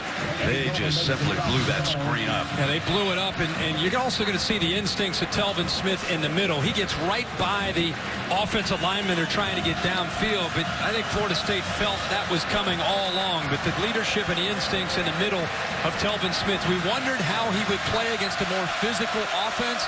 He and McGee, and Terrence Smith have also played well in the middle. There's another third down. Miami is only 3 of 9 on third downs. They need 11 yards. Far side incomplete. Too high for his target, and that was Bo Sandlin, Woodland Hills, California. You want to be watching, if you're going to Pasadena, you want to be watching next Thursday night in Oregon. Ranked ahead of the Noles right now, travels down to Stanford on ESPN. The 3 unbeatens battling down the stretch, 1, 2, and 3. Noles are in control here. Oregon goes to Stanford, and then next Saturday it'll be Alabama hosting LSU. They're going to go for it on 4th down and 11.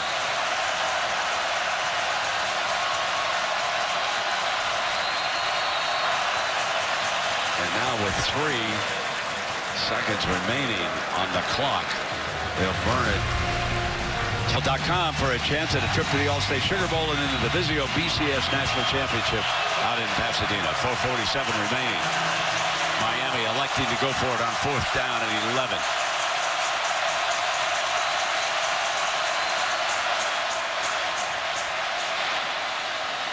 Incomplete. Walford couldn't hang on, and it will be Florida State football with 4:42 to kill now. Blanked in the second half.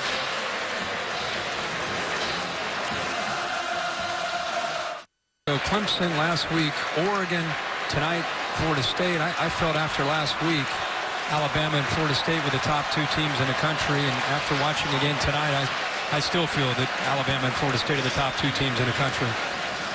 Carlos Williams comes in for cleanup time.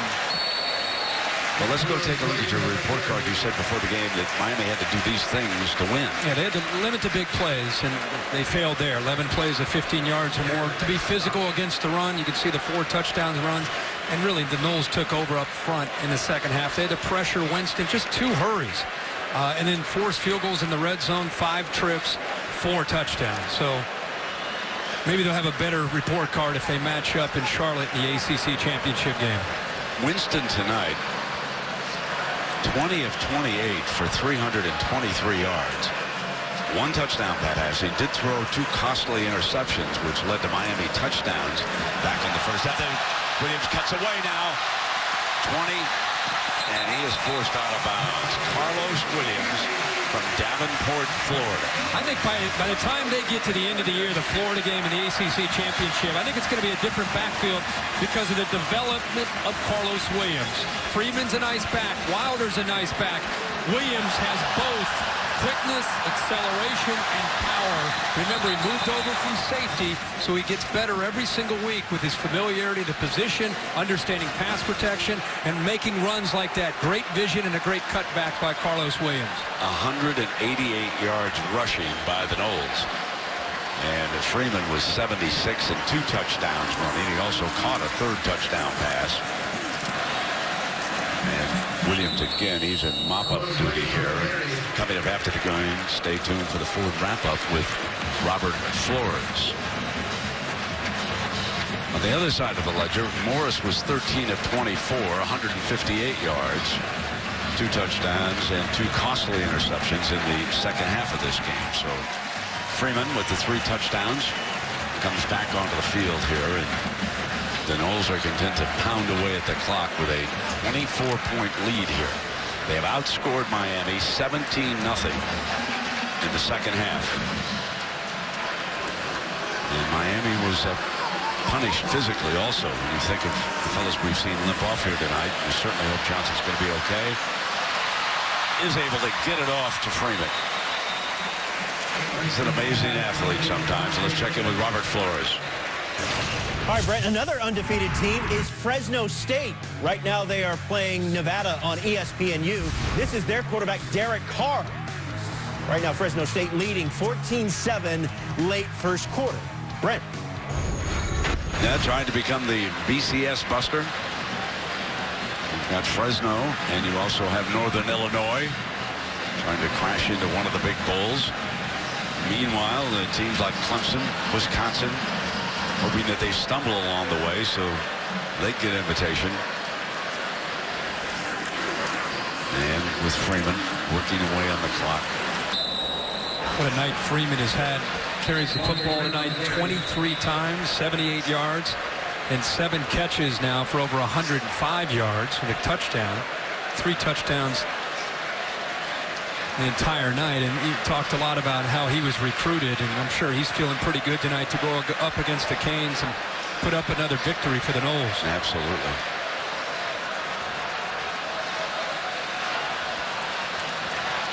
We talked about Miami Central. A lot of youngsters on both these teams are from St. Thomas Aquinas down in Fort Lauderdale.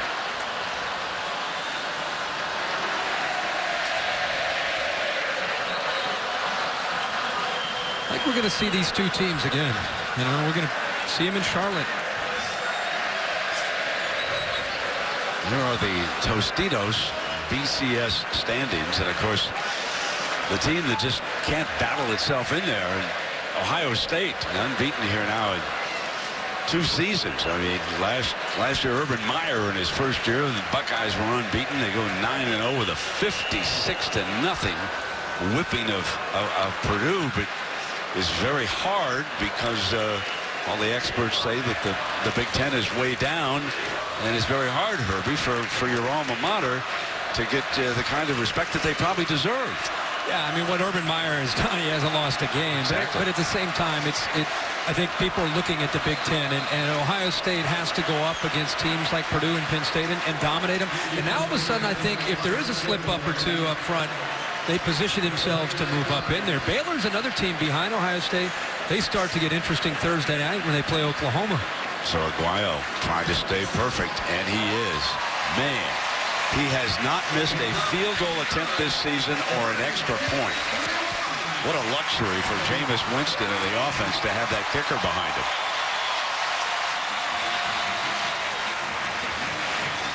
I want to remind everybody again now, Thursday night on ESPN, you'll be able to check out and compare for yourself Oregon versus Florida State. There's a very powerful and good Stanford team they're going to be taking on. Although Stanford did lose a good defensive lineman. But it'll be Oregon's turn Thursday night under the bright lights at 9 p.m. And we'll all be watching that one. And there are the schedules for the big three, we'll call them. And, of course, the conference championship game in all 3 of those conferences. And there's the remaining schedule. And the experts say that's what's going to keep Florida State down. If Oregon stays unbeaten, that's a tougher schedule.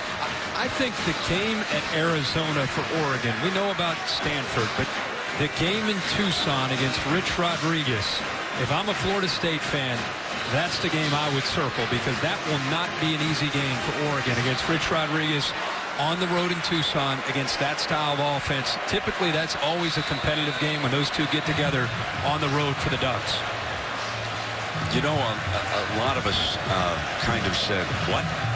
We heard that the Florida State Seminoles were a 21-plus point favorite over their arch rival Miami. I guess that the odds makers weren't so wrong, huh, folks? And that ball is scooped up by Burns. Burns out to the 30-yard line. Final minute now, unwinding, and this is a very powerful Seminole football team. And they have 8 consecutive games scoring 40-plus points. That's a record. That's eclipsing some of those great teams that Bobby Bowden had through the years here. That's just amazing. It's amazing to think they lost a first-round draft pick at quarterback and replaced him with a redshirt freshman, and they're doing this. Absolutely. But they've had real good recruiting classes. Talking about next year's class being better than any of them so far for Jimbo. Sandlin, the tight end, made the play. And, of course, remember now, Jimbo Fisher worked for Nick Saban when the two were at LSU and learned under him. And he was looking for a new defensive coordinator after Mark Stoops moved on. He moved to Saban's staff. Took his defensive backfield coach and brought him over here as his defensive coordinator. And Murray, I think that you agree with me that Jeremy Pruitt has done an outstanding job for Jimbo Fisher. And Fisher building the depth. You talked about the running backs. There's Jeremy right there. And, of course, nobody coaches defensive backs any better than Saban through the years. When you watch him in practice, Pruitt brought those same things over here with him to Tallahassee. Morris fires complete. Go ahead. It was an interesting thing yesterday. He said, in the Boston College game, I noticed that my style that I brought from Alabama might not be working with this Florida State defense. So he felt like he had to pull himself back and coach in a different way. Instead of that Kirby Smart, Nick Saban way, he pulled back with some veteran leadership. And he said he's noticed this team play at a different level since that time. Drops it in underneath to Dallas Crawford for the first down with 7 seconds remaining on the clock.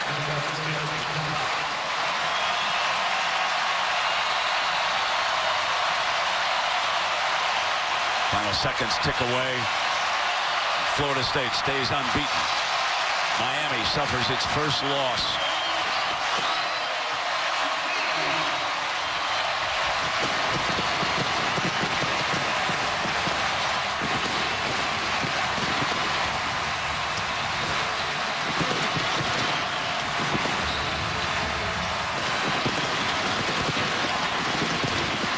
Jameis Winston, 21 of 29, 325 on the night, 11 of 15 on third down. Let's check in now with Heather Cox and